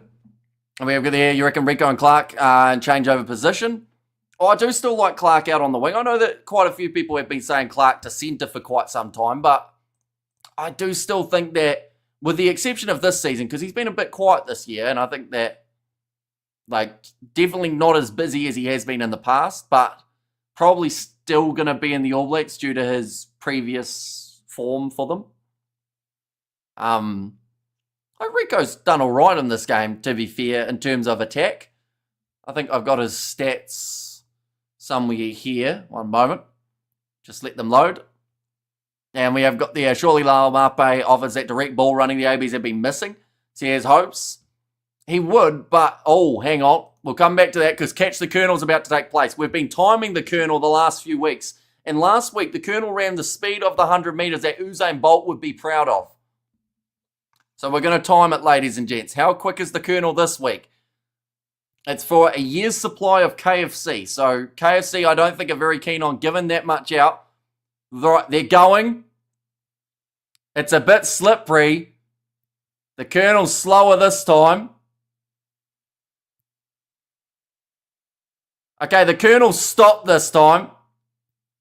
The Colonel's stuck. Okay, so obviously KFC didn't like the backlash because that Colonel ran that 100 meters in about 19 seconds. So obviously the social media side of things made them feel too bad about making it too quick. And now Arthur, is that his name? Or is Arthur the name of the guy with the KFC? The Colonel ate the KFC first. And we have got there, go the Crusaders, go you guys, can win this game. I know it and believe it. And finally someone out sprinted the Colonel. To be fair though, like they did make the Colonel a lot slower than normal in that case. But it's good, like as long as they're consistent, I guess. And Clark to centre, who has been saying that is Barrett, says hopes of a nation. No, a lot of people for a couple years now. It's actually more so last year, I think we saw a lot of it. Last week, KFC Man was insane, says Kano. Yeah, KFC Man ran the 100 metres in almost record time last week. And we're over there, Tom, maybe an All Black one day, says Tom there. And if he's not, I think he's going to be heading overseas. I've heard a few rumours. Who's taking this game, mate? What you call it, half-time? It's a tricky one because I do think that the Blues had their really good start. And I would say at the moment Crusaders have the momentum. But, like, the Blues still, if they close out the game like they did up against the Chiefs, and if they continue tackling it over 90%, they should be right in it. Like, I do think we're going to see a game slip by less than 7.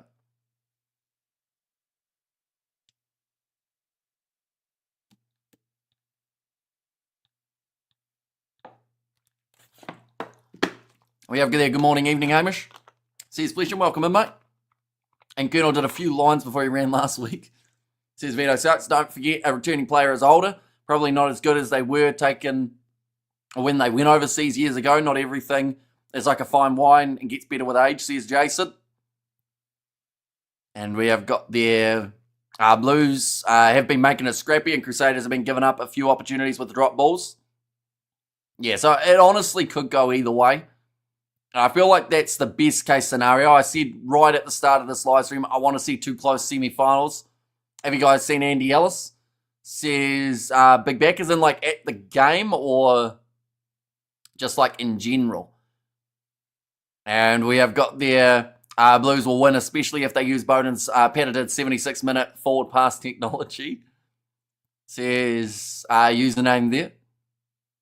And game showing who had a harder battle last week, says Mr. All-In. And not centre maybe 12 for Clark, good line. Or good for line breaks last year, says Shane. 2, but the Crusaders, they have scored 2 tries. Tom Christie getting himself one. Now, that's quite an intriguing one for Tom Christie because one of the big criticisms that man received was the fact that he wasn't scoring enough tries. People said that he's pretty... Or at least last year they were saying he was one-dimensional in terms of he was just a tackler. But this year he scored about 5 or 6 tries, I think, as a number 7. So perhaps he's trying to work his way towards that AB side one more chance before heading overseas.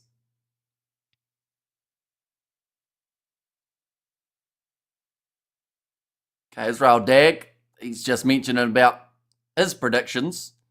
He got both of them wrong at the start, because he went for Leo Willie and Satutu. We haven't really seen a huge amount of the forwards being able to score in this contest. Instead, it seems to be the backs that are really being able to run these ones in. But it's an intriguing second half. I feel like there is plenty that we could look at. There's plenty that we could say about who's going to be able to take this one. But at the end of the day, it is still going to be the case of whoever goes out there for the second half and really cements himself as that first 10 or 15 minutes, I believe should almost win this game. And Carter France, says Tom there. And we have got there, this will be a good game, but the scores will be close, says JT. If the Blues, says Scott. And also we have got there, what's your prediction in the URC final? Do you think the Bulls can upset Leinster? The thing is, they have the ability to, but it's whether or not they will, is the other side of things. Like, the Bulls are a great side when they want to be. But every once in a while, definitely away from home, we have seen it before where they just don't show up.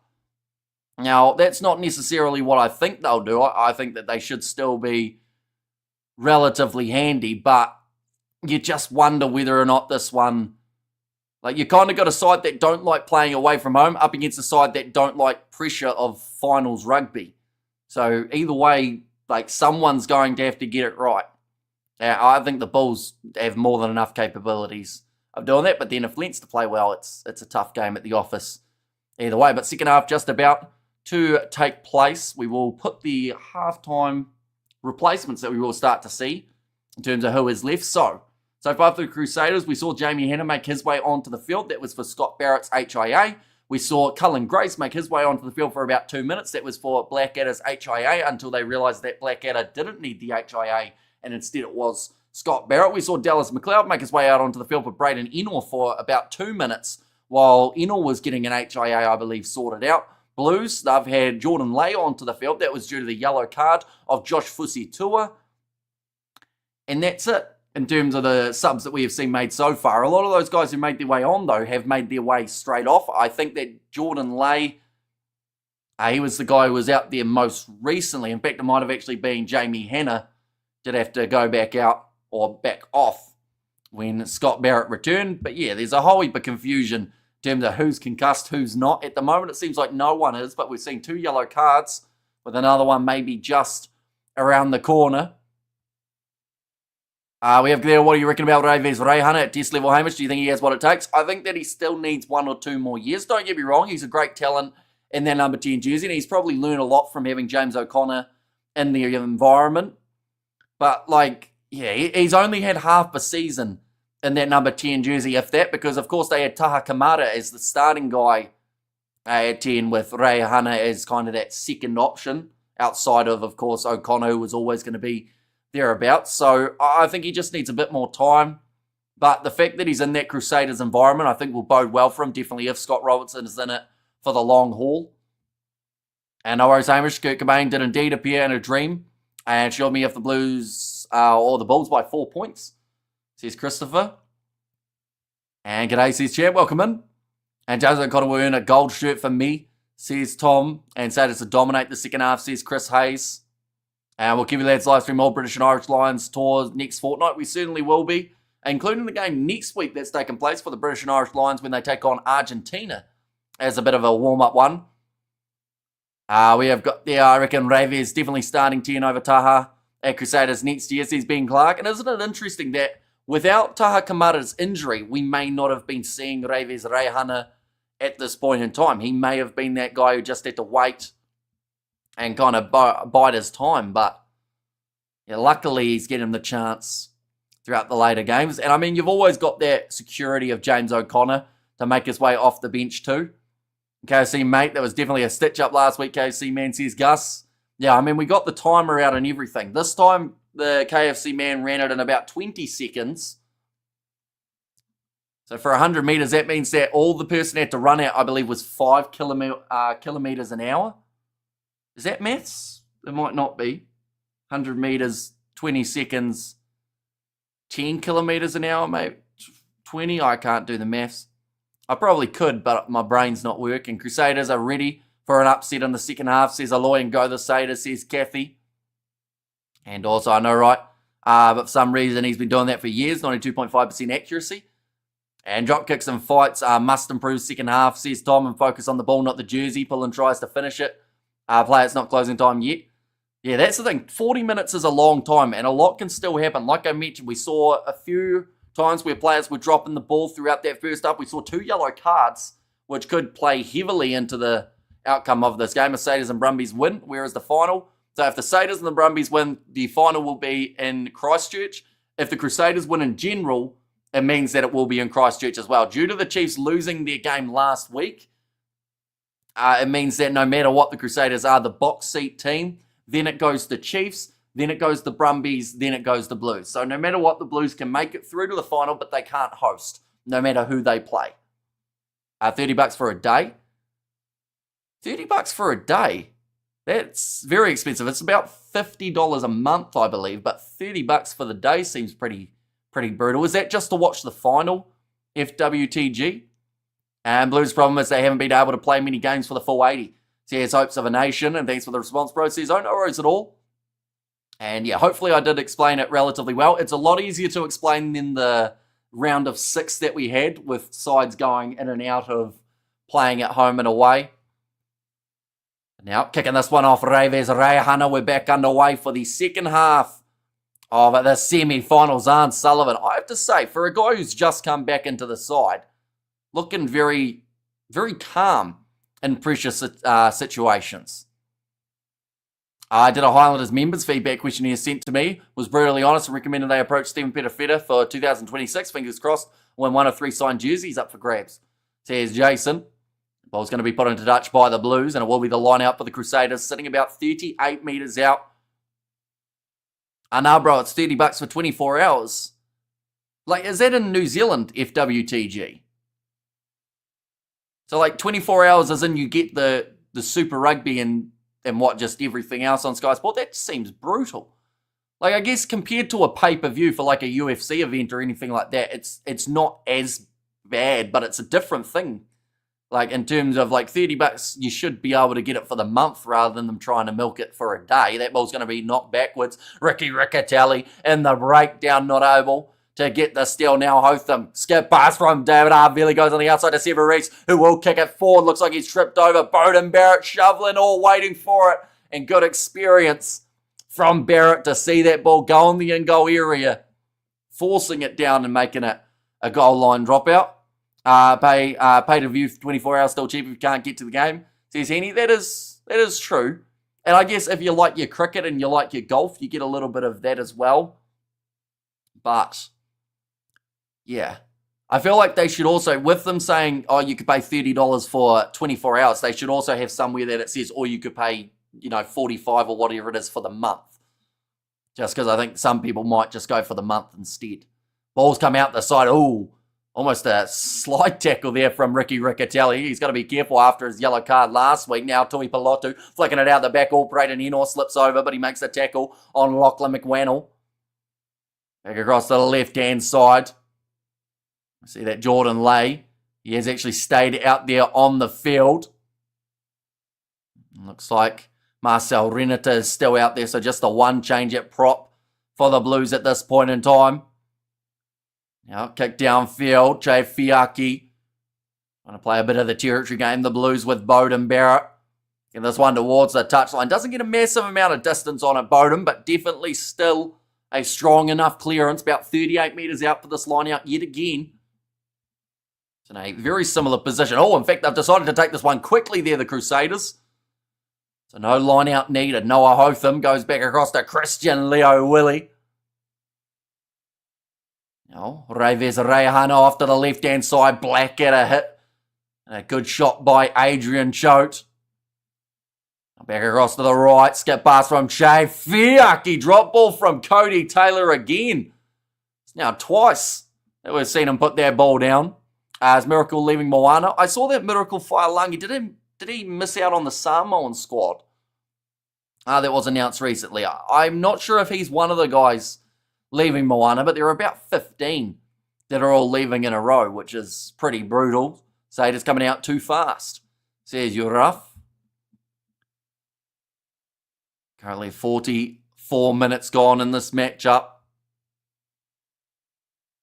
Now just talking about the place in the grand final on the line. I believe that will be a 7:05 p.m. kickoff on Saturday, and then the All Blacks squad, it will be announced on Monday.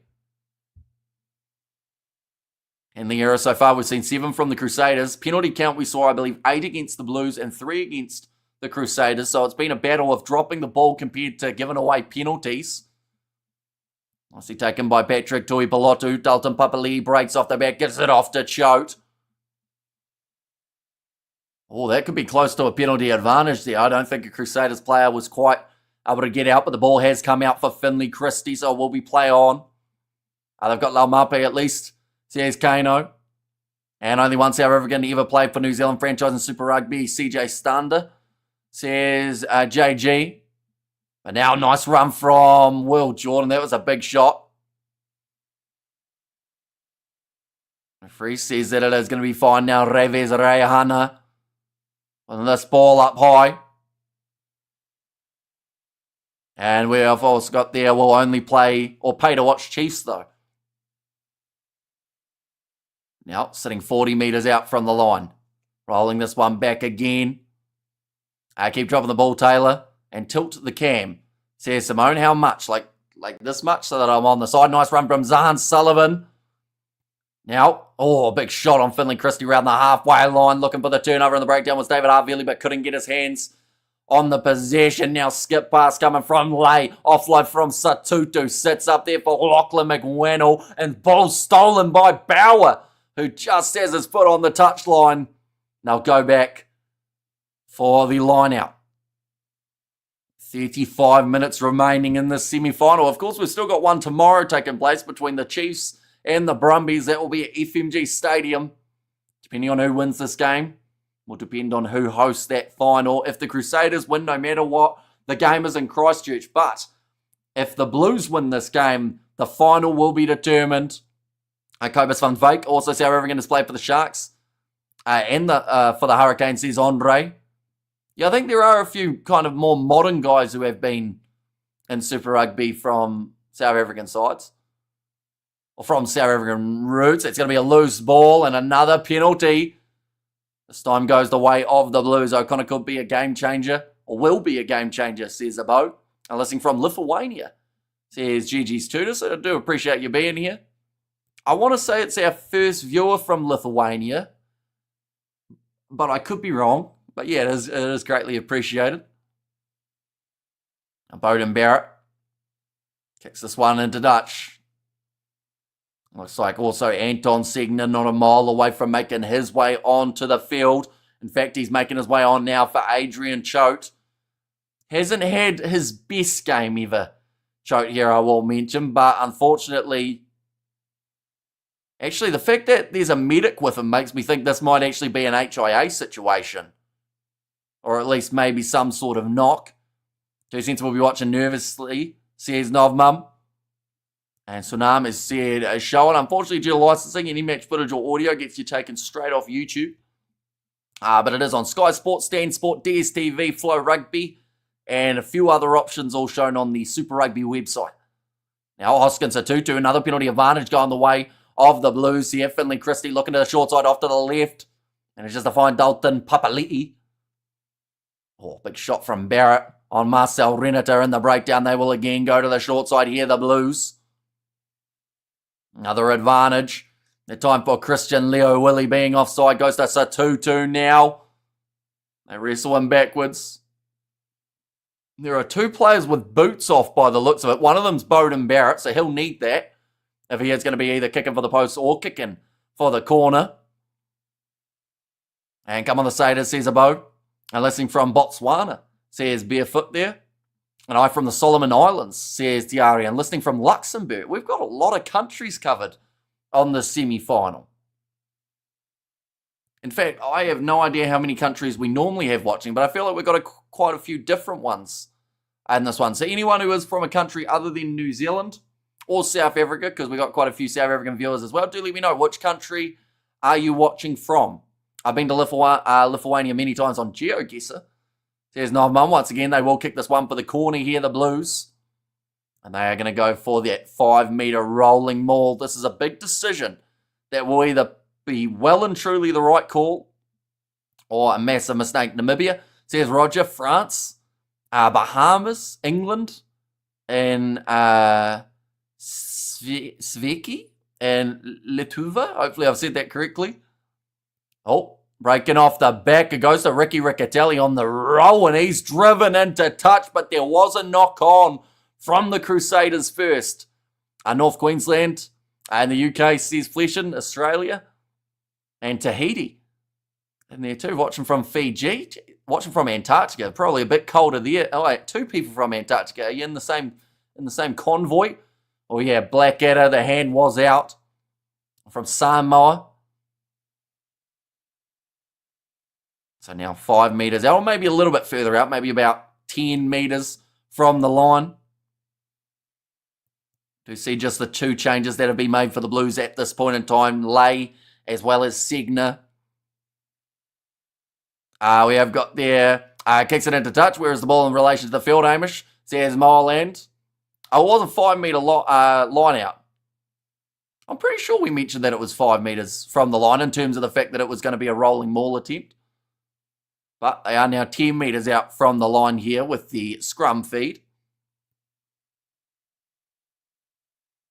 Now, big scrum, gone down, no advantage. AJ Lamb does get shut down early by this Crusaders defence that has been strong throughout this match also. They were tackling at about an 85%, whereas the Blues were tackling at about 93%. I watch it from the current wooden spoon capital of New Zealand, says Jason. Another penalty advantage going the way of the Blues. Bowden Barrett trying to show off his stepping. Goes to Caleb Clark. Tries to push through and runs over the top of Ethan Blackadder. Now off to Marcel Renata. Pumps his legs. Tackled low by Cody Taylor. Christie again in mind. A Bowden Barrett directional switch. Off to Clark. Now, Finley Christie joined that breakdown off to Tui Pilotu.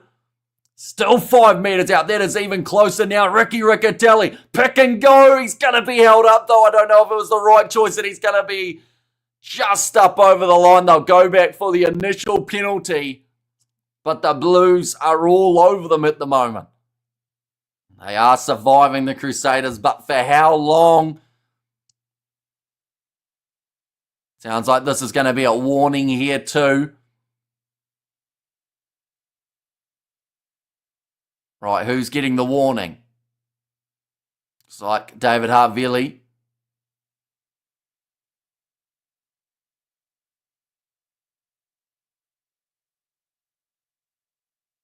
Okay, discipline. Key word of the day at the moment for the Crusaders. Listening from the Maldives, go the Blues. Says Lorene there. And good on you, Hamish, multitasking with ease. Says Raniera there. Which nationality is the ref? He is from New Zealand. Right, they're going to take the quick tap here, the Blues. Going off to Tui Pilotu. Tackled by Tom Christie. Finley Christie now off to the left-hand side. Oskinson Tutu drops the ball 5 metres out from the line. Oh, here comes a bit of push and shove here. All the Blues gather around. Blackadder's cut open. Will Jordan's given AJ Lamb a bit of a hug. And the tensions are starting to get that little bit more out there. Big shot coming in. They're showing that initial held up call against Ricky Riccatelli. Just tried to do too much next to the breakdown. And then Satutu was running and just drops it. And try please, says Nishal, and Bro should have kicked the 3 here. They've turned down about 12 points in the last 5 minutes here. The Blues going for the corner and also just taking the quick tap in that scenario, but it hasn't worked out. Listen from Fiji, and what's the time and weather there? At the moment, the time is 8:23. Weather's about 6 degrees Celsius. The Crusaders have never been beaten in a home playoff match, 30-0. That's a pretty impressive record. This is the closest that they've been to being beaten in quite some time, though, in this home ground. In fact, the last time that they were this close to being beaten at home in a playoff game, or even just a game in general, probably would have been a game up against the Blues. 25 points to 22, that one ended. Big push from the scrum of the Crusaders, and they win the penalty now. Papa Lee saying that it was illegal. I never know when it's best to go for the 3 points and when to go for the 5. Unfortunately, most of the time, the only way to know is after it's happened. Like, you know, it can seem like the right decision at the time to take a 3, but then if your opposition score 2 tries in a row, then it seems like you made the wrong choice. If you go for the corner and it happens and you score, then it seems like the best choice. But if you don't score, then you wonder what could have been. And I feel like there's going to be a few decisions like that throughout the rest of this game. The Blues, they've turned down multiple 3s. They have done that all season. In games, it has cost them. In other games, it's led them to victory. Which one, with this much time remaining, just the 26 minutes, will be the case in this game? This playoff rugby should have gone for the 3, says Eric. Tom Christie, he will make his way off the field. Really good game from that man. Definitely up there for a man of the match performance. Cody Taylor off as well. He thinks the applause is for him, but surely knows that it would not be. That is going to be a not straight throw. And it means that it will be a free kick now for the Blues, sitting about 40 metres out from the line. First throw from George Bell's the mistake. Funny having a knock on, says Tom. And kick the 3, then work the exit. And go the Blues, says Absent Top. It looks like the Blues are just going to be tapping this one yet again here, although this time they didn't have the option of goal. Oh! So Tutu just went for the quick tap, almost dropped the ball just off tapping it. That was a dangerous one for the Blues number 8. Now Ricky Riccatelli trying to build up a little bit of steam. Looks like someone's down in that breakdown too. I'm not exactly sure who it is. It looked like actually Marcel Renata. A little bit slow getting back up to his feet, but he's all right to continue by the looks of him. Now Dalton Papali'i trying to step his way through. Finley Christie off to the left-hand side. Just keeping an eye on Renata here. It looks like he is going to be continuing, but I don't think it will be for much longer. Look like maybe some sort of arm injury that he did end up picking up. Oh, rush defence from Ethan Blackadder, who's now got some strapping around his head to stop the blood from flowing out. Marcel Renata inside ball to Dalton Papali'i. And the turnover and the breakdown from the Crusaders. Reves Rehan, or Segna smashed by Blackadder. He's really just thrown himself all over the place out there on the field at the moment. Havili kicking it high from his own 22. This one's going to bounce and then it can go absolutely anywhere. It sits up a Bell who has dropped the ball. Havili pops it up to Hotham, slinging pass to Reves Rehana. Looking for the clearing kick. Taleo was back trying to guard it. And that is a very good clearing kick from the Crusaders. Taleo trying to get in the way of the ball, but it just kept bouncing away. And it will be 30 metres out now from the Blues line that they do have the line out. And go Blues, stop dropping the ball. And Crusaders defence is world class, says Abbo. Yeah, both of these sides have been defending extremely well throughout this match, which does make it difficult because it seems like there are chances, I'm sure, for both of these sides, but they just haven't been able to finish it off. Could all come down to one big moment. And like I mentioned, both teams were able to score when they had the man advantage. So perhaps a yellow card could be the difference maker. They say to stole their ball nicely while lying on the ground. Says Eric. Just checked out a couple other guys who were commentating the game also. You're doing a bloody good job. Good commentary and interaction with your audience. Says Hopes of a Nation. I do appreciate that. And yeah, we are going to be back with plenty more games throughout the weekend. We're also going to be doing international rugby. Looks like that's another mouthguard situation. I think that's James Lay who will come off the field now. Oh, in fact, sorry, that is Jordan Lay, my apologies. And that is going to be for Angus Tarval. So they've actually got two tight heads on the field at the moment. Now, Renata was probably only 5 minutes away from making his way off due to his injury. But now he's going to have to play out the rest of the game. Or at least maybe, depending on Jordan Lay's HIA situation. International, says Roger. The British and Irish Lions taking on Argentina. And then also the July internationals that are coming up in the very near future. Now pressure coming in from the Crusaders defence. Mark Delia picks it up off the breakdown. 25 metres out from the Blues line. G'day, Hamish up the Blues. Says David there. Welcome in, mate. Finley Christie back into the pocket. Waiting for Bowden Barrett to be in position. No, instead we'll go across to Ricky Riccatelli first. Renata struggling. He's really slow getting back up to his feet, but they have no other option, I don't believe, due to the fact that they've already made the other sub. Now, nice take from Will Jordan. Oh, that was a bit high from Mark Delia. Got him over the shoulder, but it will be play on. Crowd booing about that one. Now, big run from Bell. Tackled by Angus Ta'aval. Hotham goes across to the left-hand side. I do have to say, the intensity that the Crusaders are bringing now seems like it's going a little bit more in terms of that next gear. Much better ball location description. Thanks, Hamish. Says Moa. So they are currently sitting, I would say it is 45.38 centimetres. No, sorry, metres out from line. See, I can see what you mean now. But now, ball available for Noah Hotham. Now, just on the halfway line with the penalty advantage going off to the left-hand side. Scott Barrett now missing the tackle was Lachlan McWannell. And Renata looked like he wasn't able to put in the hit because of his arm. Now off to the left-hand side. Villy, what is that pass? He's gone to Rico. He thinks he's playing for the ABs. Go on, Bodie. Need a big play and try Crusader, says Nishal. And Ricky Riccatelli just rolls off the tongue. Says Christopher. And also, there goes Crusaders. You got this from the deep south, New Brighton, says Todd Smith there. But not rolling away, goes against Angus Ta'aval. But Crusaders, do you take the 3? No, they're kicking for the corner as well. This was a kickable 3. So both sides, I think we've seen probably about 20 points turned down throughout this matchup. And Matanonu best centre, says Xander there. But the Crusaders, they are going for the line out. Okay, Marcel Renata, he's making his way off. He looks like he's in a lot of discomfort. But who can they bring on? They're bringing on Kurt Eklund. Uncontested scrums might be on the cards here. So Eklund makes his way on for Marcel Renata. So Angus Tarval is on. They have 2 hookers. They have 1 prop. Which I think means that unless one of those 2 hookers is designated as a man who can take scrums, the Blues will be down to only 14 on the field. But, of course, for that to happen, we need to see a scrum first. And for now, the Crusaders are going for the rolling ball. 10 metres out from the line. The Blues managing to shut that one down. Diving all over. It's Papali'i trying to keep it in there, but can't quite do so. We got the donation from David the Mod. Thank you very much, mate. Is it greatly appreciated. That was a great steal on the breakdown from the Blues.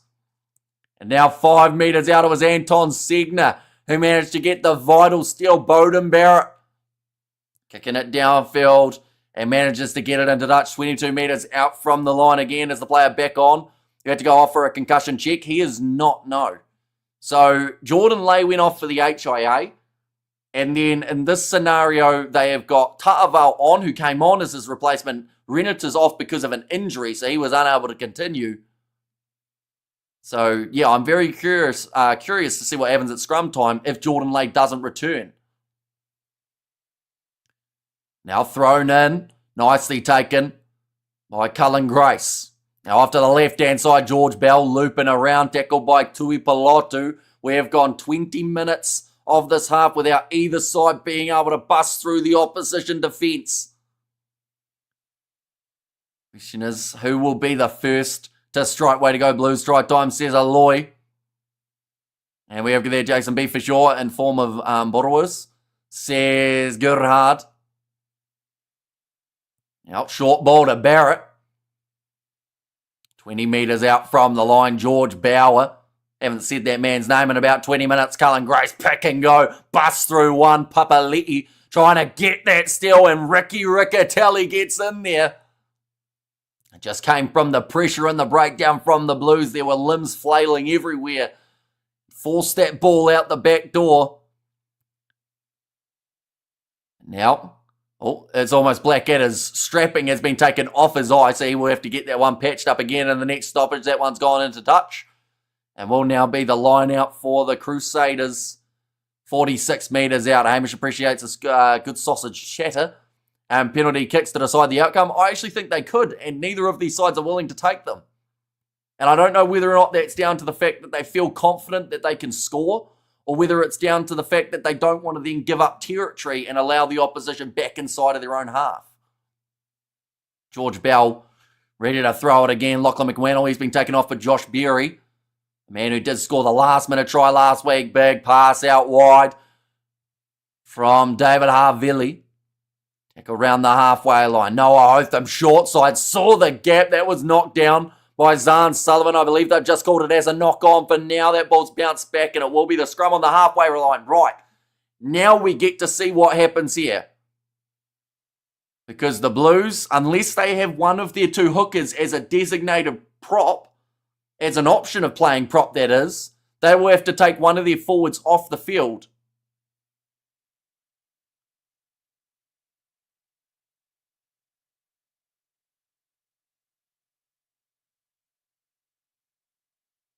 Right.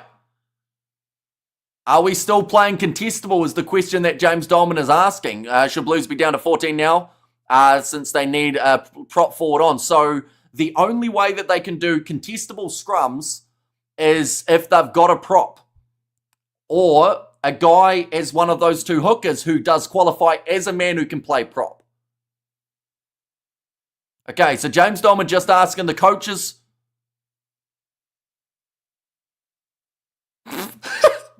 Sorry, that was a bit loud. But Ricky Riccatelli, the look that he just gave James Dolman when James Dolman said, I've been given confirmation that you're playing prop. He went as if to say, what am I doing on the side of the scrum? I'm used to the middle. Right. This is going to be a big push from the Crusaders. You can tell right now. This is one of those situations that you have to feel for Ricky Riccatelli. Definitely if he's not a man who plays prop, it can actually be quite dangerous to put him on the side of the scrum. But that's the sacrifice the Blues are willing to make to not play with 14 here. So we'll see how the scrum goes. But you know Bauer's going to really try and stick it to him here. And same with Fletcher Null, who he's going up against. In the scrum, like they've just said, 9 seasons for Ricky Riccatelli. Has never played prop. Big push there. And the advantage goes the way of the Crusaders. David Arveli trying to chip him behind it. Finds Mark Talia. Does throw the ball away. And they'll go back for another scrum. That one's going against Ricky Riccatelli. He's yelling at someone on the sidelines. He's not supposed to be in that propping jersey. He was talking to one of the medics going, what are you doing? So this is a very intriguing one that obviously Ricky Riccatelli was not told about up until now. But he looked utterly angry about that. RF needs to stop this. It's uncontestable. Yeah, see, Ricky Riccatelli, his hand went straight down. I don't know if he's ever played prop in his life. Yeah, he's saying I've gone straight down there to one of the medics going, why am I even in there? This is most silly move is to try too hard and a loose sit. Exactly right, you're off. I have no idea what you said, but you must be right in that scenario. It sounds about right anyway. Now rolling maul here for the Crusaders. And big push says Apicali. Yeah, anytime that the Crusaders get a penalty now close to the try line, they will be going for a scrum. Bowden Barrett, though, getting in the middle of that rolling maul and trying to hold it up. That ball is stuck, but it's now going to be a scrum. And Ricky Riccatelli is going to have to pack down again. Oh, bit of push and shove there. Antonio Shalfoon getting right in Tarval's face. It's all kicking off here. What happens if it's a draw? We go to extra time. And then from there, I believe we go to something else. That I can't quite remember. It might be a kickoff after that. Right, I think James Dolman just trying to get control of this one. League scrums now, says Obi. It should be league scrums, but the reason that it's not is because the Blues still want 15 men on the field. So for them to play uncontested scrums, never mind. Hoskins Satutu ran in and hit someone after the penalty was awarded, so he's been penalised for his side, and the Crusaders get themselves the penalty. Number 8. Is Hoskins Satutu going to the bin here, or is he just being penalised? So he's running afterwards and decided to cheap shot Blackadder, which has then kicked everything off. So Hoskins, so there was a slap across the face there from Angus Tarval. Gave him the open-handed palm strike. Get that man in what one is it? The power slap league, isn't it? Now rolling maul here. It seems like maybe the discipline is starting to slip, though. Another penalty advantage goes the way of the Crusaders. Now Papali'i. Oh no, this time it's Hartveli, sorry. And again, they'll go back for another penalty. Looked all good. Which part? The slap or the push? That's pure dumbness, says David the Mod. And Satutu proves why he can't be an All Black. Says Heaney there. Good commentary, Hamish. Says Chris. Thank you very much. But now, looks like the Crusaders, they have an option from here, 5 metres out from the line. Do they want to go scrum or do they want to go corner? Harvey will pick the corner option. See that as a red card, whole game situation. Right there, slap. Says you're rough. Now, going to be another 5 metre line out here. Crusaders defend and attack. And 80-minute games, mate. Says FBI they are, but if they're drawing at the end of it, they go to extra time. Now, throwing this one in, going to Antonio Shalfoon, trying the rolling maul. No penalty advantage again for the Crusaders. And they'll go back now. Okay, I think this is now going to be the last warning here. In fact, this might be more than the last warning.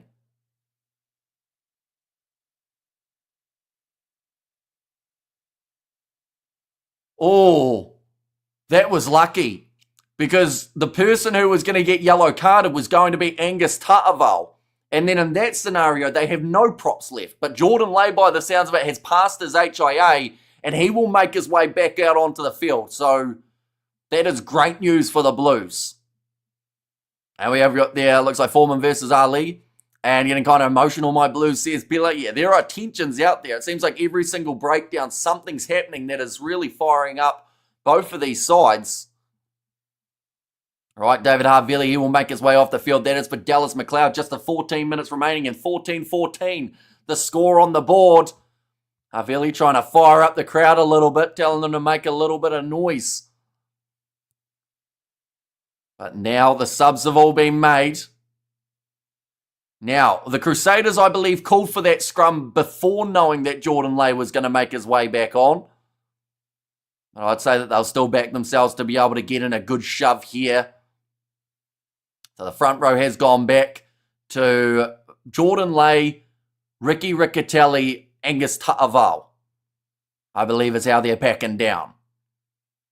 Did he really pass his HIA? This is getting crazy. I'd assume that he did. I know that they would have definitely been quizzing him as quickly as they could to try and get him back out there. And Go the Boys says, nice see him. Blues attitude needs to change to win. Stop wasting energy, looking tough, says Shane. It's chess from here on out. Boys, keep your head in the game, says Pela. And crazy to take Harville off. A big decision. He has given the ball away a couple times, but they were under penalty advantage. But yeah, it seems like, I mean, to keep Inor out there too, with the fact that he has taken quite a few big hits already, they obviously have a plan with McLeod and Inor as that midfield pairing that's going to do something different. But yeah, Harville, one of those more experienced heads. So I believe Barrett now comes back to being captain. Big push from the Crusaders. They've got the penalty advantage. And now Dolman, he won't give the advantage here. Oh, that was, I'll tell you what, Finley Christie's pushing it. He's just tried to foot drift Blackadder, trying to get him to throw something so that they get it reversed. But those two, you can see Blackadder wanted to thump him, but he wasn't allowed, of course. It's going to be whoever keeps their head here. Both sides playing the mind games, trying to really just stir the pot for the other sides. What happens if one of them win? Then they win, and they will go through to the final. Crusaders again kicking for the corner. At what point do you take three? I guess they're just going to keep on going and going until they either get a yellow card against the Blues or they do score, right? Finley Christie's now been taken off the field. I think Vern Cotter's probably seen him try and foot trip Blackadder and said, you're done, mate. Get you out of there. Lots of off-the-ball stuff on Blackadder, says Studs Rays. The Crusaders all the way to host the final by 21 points to 14, says Joey. But now, throw in here for George Bell. His first throw of the day was not straight. That one is, though. And now the rolling maul commences yet again. Now Bell breaks off the back. Well shut down by Papali and Satutu. Hotham looking off to the right-hand side to Antonio Shelthun. Still 5 metres out. Bit of a counter ruck from Josh Berry. Forces the ball out of there, but still on the side of the Crusaders. And Inor with a hardened windscreen glass. This week, Blackadder 2 last in the distance, says Shane. 5 metres still separating the Crusaders from the try line. And what has been a strong defensive effort from the Blues. Yes, they've given away the penalties, but even with that, they haven't been conceding. Still pick and goes seem to be the plan for the Satyrs. George Bauer, he's played 69 minutes of hard rugby. 4 metres out. Cullen Grace, pick and go, tackled by Satutu. Hotham, back to the left-hand side, finds George Bell, tackled by Lay, who has to get out of there. He's done well too. Hotham pops it up to Blackadder. 2 metres out from the line for the Crusaders. Hotham stepped there from George Bauer, who has just wrestled over short of the line. There's a new advantage for the Crusaders. That's 1 metre out from the line. Surely someone's seeing yellow at the end of this one. Cullen Grace just short by a metre again. Hotham, he reaches out and scores it. Or in fact, it might have been Will Jordan who went into the halfback role and scores the try for the Crusaders, taking matters into his own hands. The 15. His 9th try of the season, obviously feeling like there was a try available. The forwards going with the hard hitting approach, and Will Jordan got a great rugby brain, saw the opportunity and saw that the line was there and just taps it on the try line. I keep telling you, give the ball to Will Jordan. And can you show the game? Sadly, due to licensing, any match footage or audio would get us taken straight off YouTube, but you can catch the highlights of this game on the Super Rugby YouTube channel. They will be up in probably around 30 minutes time, so pretty close to that taking place. And we have got there, how does one get a membership on the channel? I will mention, though, the membership is for the emojis and whatnot in the chat. You can't actually see the game through the membership. So, yeah, it is for the emojis and whatnot, but there is a join button in the chat. Thanks for the excellent commentaries. I'm going off to celebrate now, Crusaders for life. It's a bit early, Joey. We've got 9 minutes left in this game, and yes, the Crusaders have now taken the 7-point lead due to Raves Reihana getting that kick over, but this game is far from done. And Jordan, has he ever worn the 10 jersey? I don't think so. I think he's always been as the fullback role, at least for the All Blacks. Anyway, he's also been out on the wing. Who's the prop against, says Mr. All-In. Which prop are we talking? We got George Bow. Jordan Lay was the one who made his way back from the HIA. Nice take from Scott Barrett. Of course, there's only going to be one happy Barrett household at the end of this game. And there may only be one happy Barrett household over the whole weekend, depending on how Geordie goes in the URC finals. It's up for Satutu now, but it was knocked on by the Blues first. Hope you're all right. Let's go the Blues, says Champness. And yes, go Crusaders, says Aman. And for the Blues, says Mr. All-In. So the prop was, it started off with Josh Pusitoa and Marcel Renata, but at the moment now they've got the two replacements, Angus Ta'avao at 18 and then number 17, Jordan Lay. And Jordan Lay was the one who went off for the HIA before. So who do they play if they win? Whoever wins this game will face the winner of the Chiefs versus Brumbies game. If the Crusaders win this game, they are hosting the final next week. And then if it is the Blues that manage to win it, they will be going away from home to face the winner of the Chiefs or the Brumbies. You're doing a great job with this, man. Have you had previous experience calling games besides on YouTube? Sky Sport should take notice. I have not. No, we just started from YouTube. And then from there, we've done close to 2,000 live games, which is quite insane to say. I think I worked it out a while ago that we've done about 200 full 24-hour days worth of commentating on the channel, which is a lot of talking. All free kick goes the way of the Blues. That is a big moment for them. He needs better balance, says James Dolman from, or against Kershal Sykes Martin. It's a finals game. Blues think they play in Chiefs. Nah, brothers, Crusaders finals team, says Jolie. And bro, we are cooked, says Israel. Only down by the 7 though. And the thing is, getting it back to an even playing field, I believe means that we would go to extra time. And man, what the heck do these Crusaders keep saying to the Blues in my ruck? Sure, it's pissing my guys off, says Bielo. All going up for the ball. Will Jordan misses. Talia misses also. So Che Fiaki, all rush defense on him. Oh, that looked high by Hoskin Satutu here. This might be bad. I think Satutu might have maybe rung his own bell from that challenge. Che Fiaki does not look too flash. They have said fully accidental from Hoskin Satutu. Oh, that's bad. Like, I know it's probably just a yellow due to the directional change, but it's a full-on flying headbutt from Satutu. This has to be a yellow card. The directional switch did throw Satutu off, but it was a really ugly collision where he's connected with nothing but his head onto Fiaki's skull. To be fair, people have offered you their daughters as payment for your hard work, Hamish, says Christopher. And takes Satutu off. I think he's going off. Yep, yellow card for Hoskin Satutu here. I mentioned about it. Whoever ends up getting the yellow, it's going to be hard for their side to be able to get back into it. And I think that might be the case. Satutu is used to playing the villain. That one, as bad as it looked, it wasn't on purpose. I think it was just a case of he ran in too high and didn't expect the change of direction from Che Fiaki. But this is a big call Because if this is a red card, that means he's probably, even if he was going to be selected for the All Blacks, will be suspended for probably multiple weeks of their season. So in that scenario, Razor might not even select him. I guess the Tutu proving why he won't be in the All Blacks. Says Wonga, looks like they are going to make a change here. Cole Forbes. He will make his way on for Zahn Sullivan, who I do think has made a really good effort out there on the field in the 15 jersey. Really, why is that a card? Because it was a headbutt. Pretty much, Che Fiaki was running. He changed direction. That's a BS call, says Kiwi Rob. Welcome in, Rob. We haven't seen you for 40 minutes.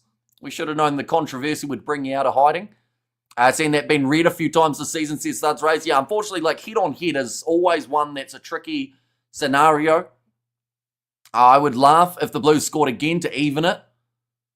That's the thing. Like, they are a capable enough side. Don't get me wrong. Like, the Blues, even with that card, I still feel have half a shot in this game.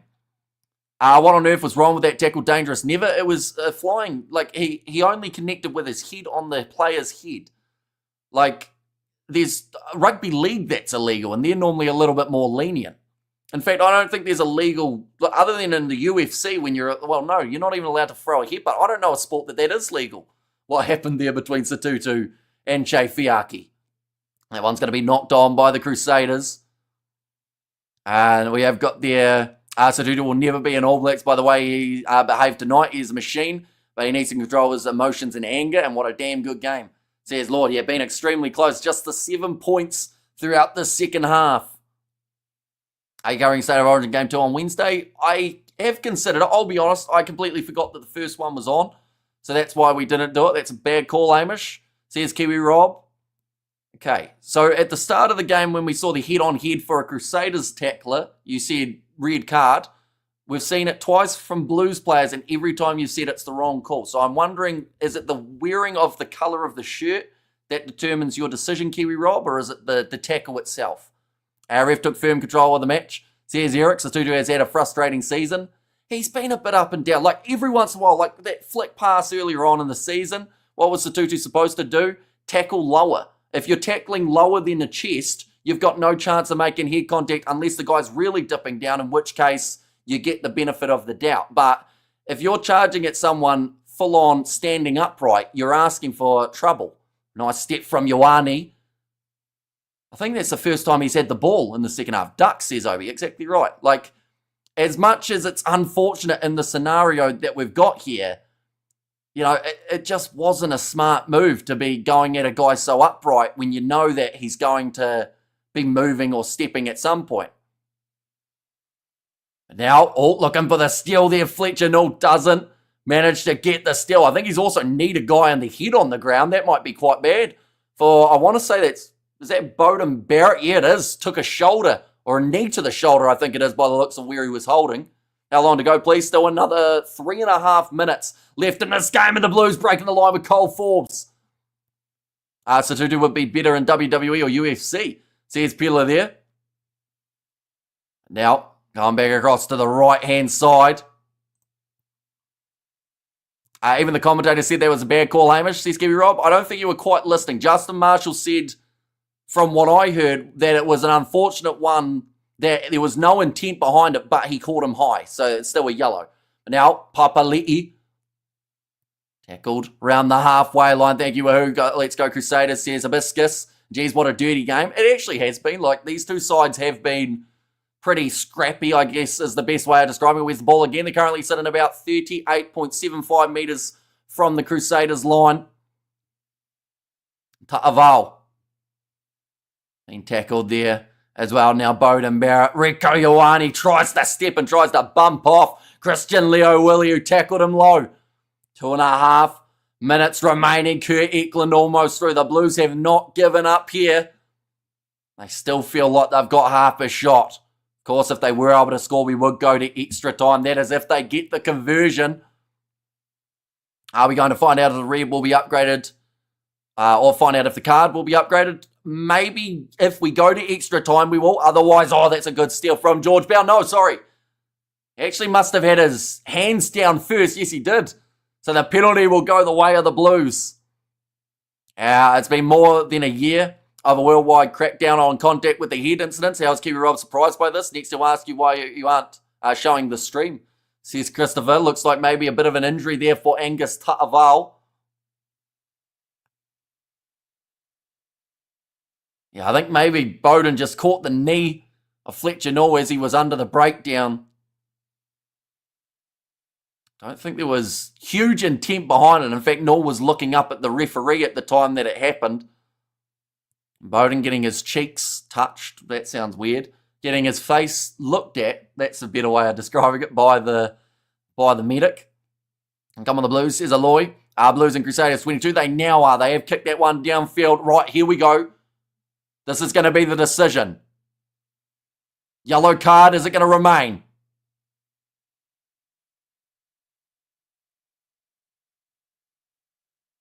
Okay. The yellow card will remain as a yellow card, which means if we do go to extra time, Satutu will be back about 5 minutes into it. Now looking for the rolling maul here for the Blues. This could all come down to a kick with 50 seconds remaining. Cullen Grace told to get out of there. Just to get back in behind for the bind that ball down, but it's available for knock. Preston onto the field for Noah Hotham. Another advantage, this time against the Crusaders for being offside. Tarval knocks it on, but they'll go back for the penalty. 30 seconds remaining. That is against Dallas McLeod, his first infringement of the day. Right, they either have to tap or they have to kick this one into touch, and it looks like the touch is going to be the option. 10 seconds left on the clock. The Blues, from here, they cannot win the game in regular time. They would have to take it to extra time first. There is the siren sounding. How are Bowden's cheeks now? They look better in terms of there's no damage to the face. At least it doesn't look that way anyway. Hey, let's go Blues. Push it, boys. And go the Blues, says Mossy. And there too.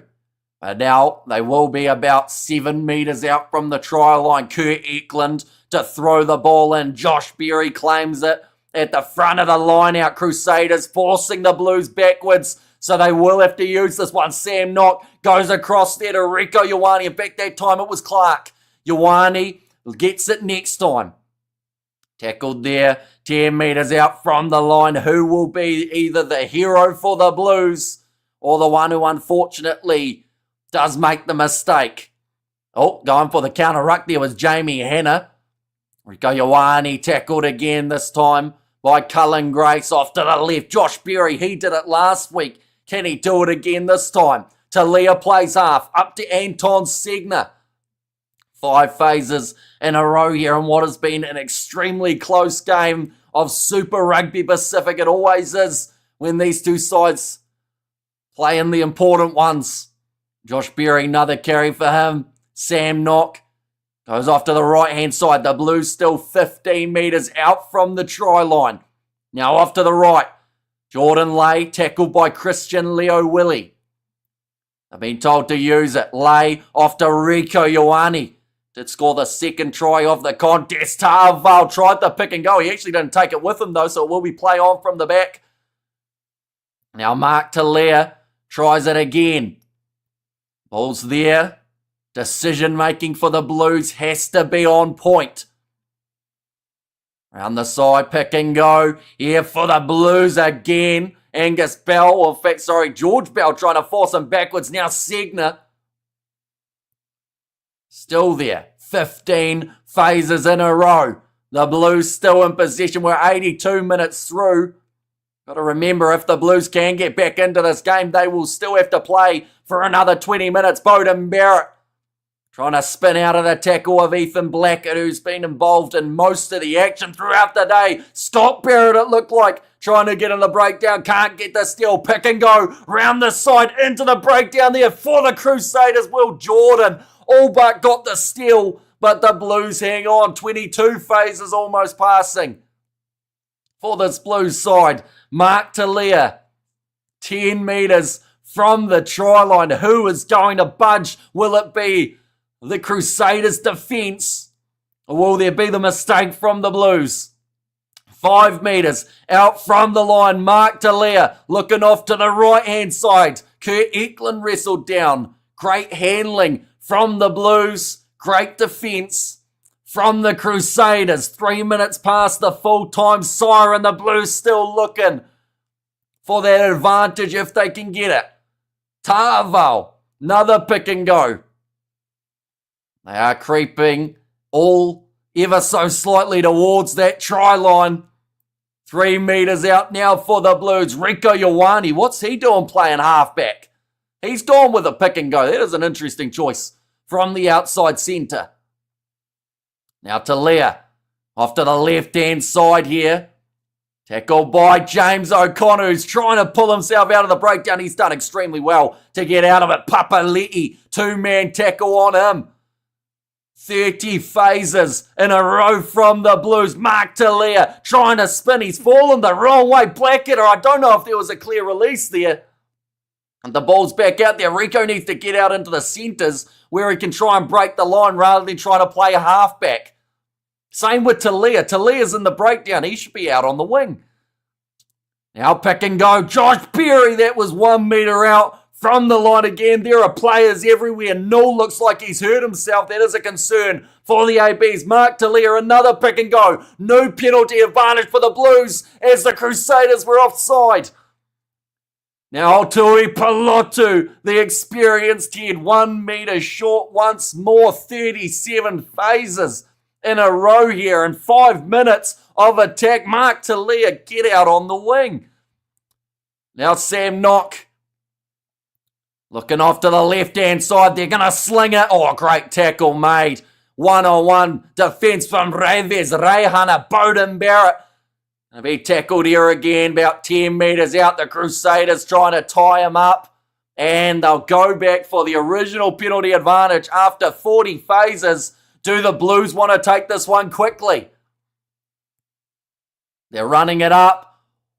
And they decide against it. This game crazy. The thing is, they've just mentioned it, and it's a fair point.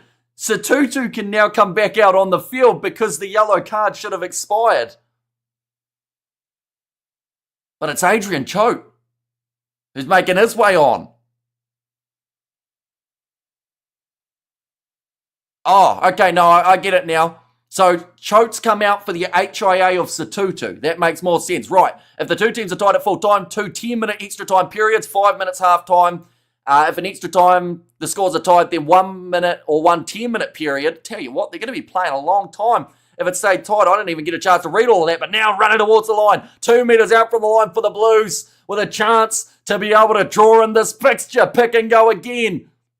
They're keeping it tight, right next to the breakdown, not willing to sling it wide with the risk of losing ground. Talia is in the breakdown again. Now looking for the pick and go. No, this time he plays halfback and gives it off to Kurt Eklund. Talia, pick and go again. Very close to the try line, couple metres out, but Scott Barrett almost on the breakdown. That ball was out, says the ref.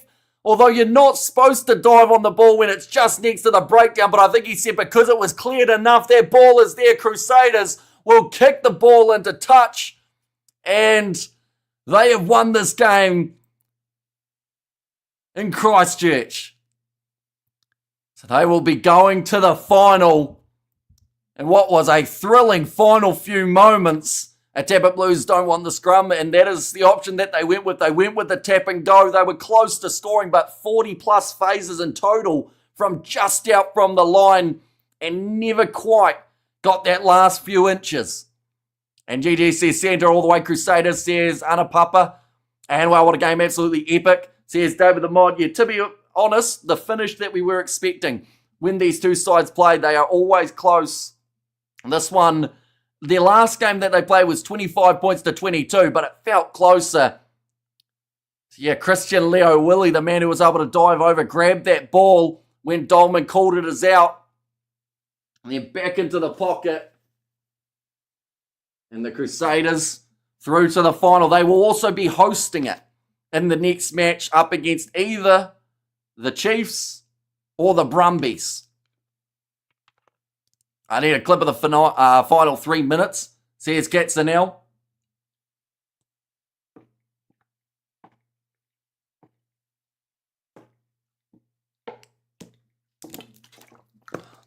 An epic encounter.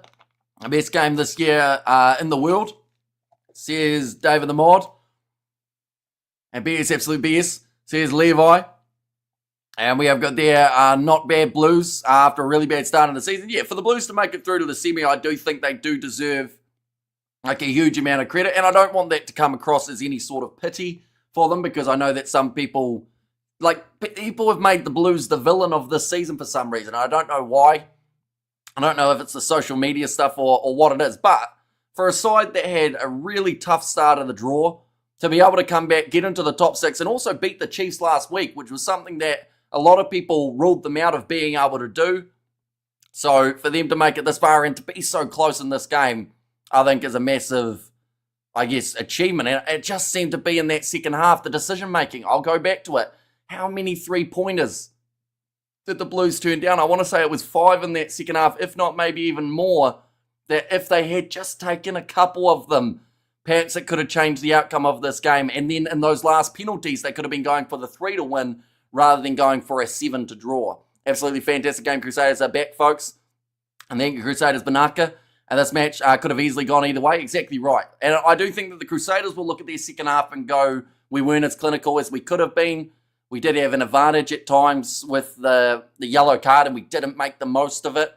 So I think both of these teams will be looking at this game with things that they would have liked to do differently as the final on Saturday. I believe it will be Saturday next week. We have got the good game, Hamish. Thank you for entertaining us, non-TV supporters, says Bella. And Chiefs for the win tomorrow. I got tickets for tomorrow's night's game. So I will mention whoever wins that game between the Chiefs and the Brumbies, they will be heading to Christchurch for the match taking place next week. But nonetheless, I do thank you all very much for tuning into this live stream. We'll look through at a few of the stats just before we end off. But score at halftime, 14 points to 14. Just the one in the second half. And was the try for Will Jordan, who managed to get himself 2. We saw 16 penalties against the Blues in this contest, the 9 against the Crusaders. In terms of what else we saw throughout this game, we saw a great performance from both fullbacks. Will Jordan and Zahn Sullivan, I feel, both really held their own in that fullback jersey. In terms of the attacking stats, 244 metres gained by the Crusaders compared to the 236 by the Blues. So they actually brought it really nicely back in that second half. Defenders beat them relatively even, 17 to 14. One moment, I'm going to quickly...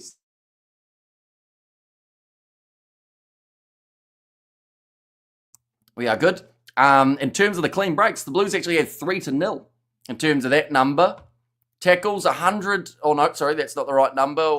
We'll go here, There we go. Tackles, 150 for the Blues, missing the 17. Whereas for the Crusaders, they had to make 219. So they made about 150 in that second half, or at least maybe 130 or so. A pretty busy time for them. Crusaders just don't drop a game at home in the playoffs.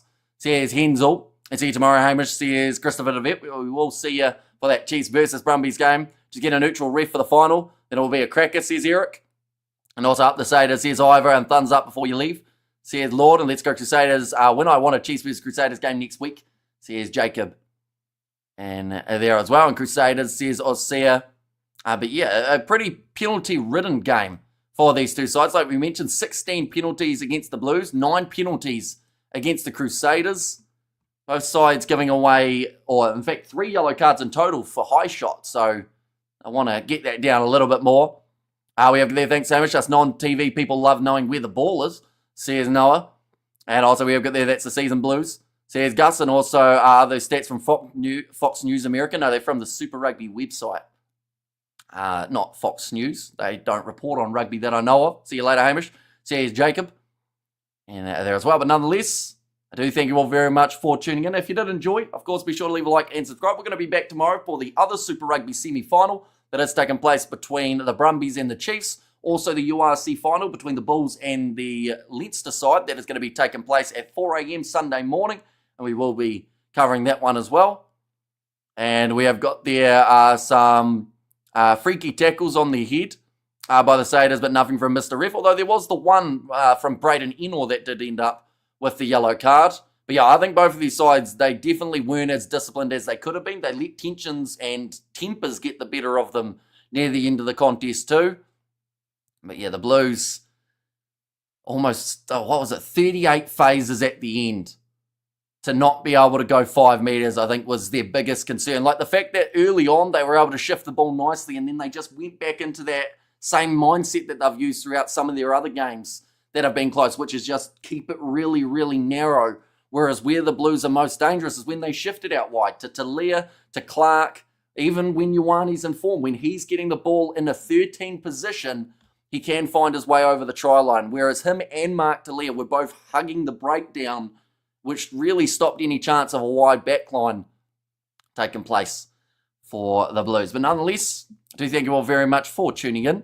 If you did enjoy, I also saw someone said about when does the British and Irish Lions tour start. Next weekend, we get to see the British and Irish Lions take on none other than Argentina. So that's something to look forward to, of course. We all go like that, and we all go like that. I think Ioane should be Blues captain, says Fakes, and Saders Fortress is real. And the refs got paid. And Dolman gave the Saders a warning, and then in the last minutes they gave 2 more. Says Kiwi Robin, great commentary, thanks heaps. Says Rugby Kiwi and Rico for captain of the Blues, and up the Brumbies. Says Gus. And there as well. But nonetheless, I do thank you all very much for tuning in.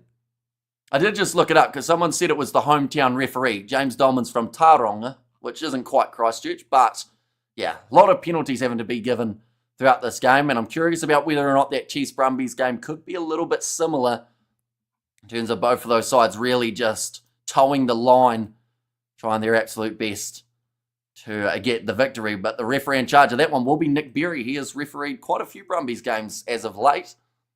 We'll have to wait and see what does happen there, but nonetheless, we'll have to wait and see. Tomorrow, 7:05 is when that one is taking place, and hats off Hamish, says Pilla. And also thanks a lot, Go the Blues, says Tapan, and also Jordan for the AB's 10, and there as well. But nonetheless, thank you all very much for being here, and I will see you all for the next one.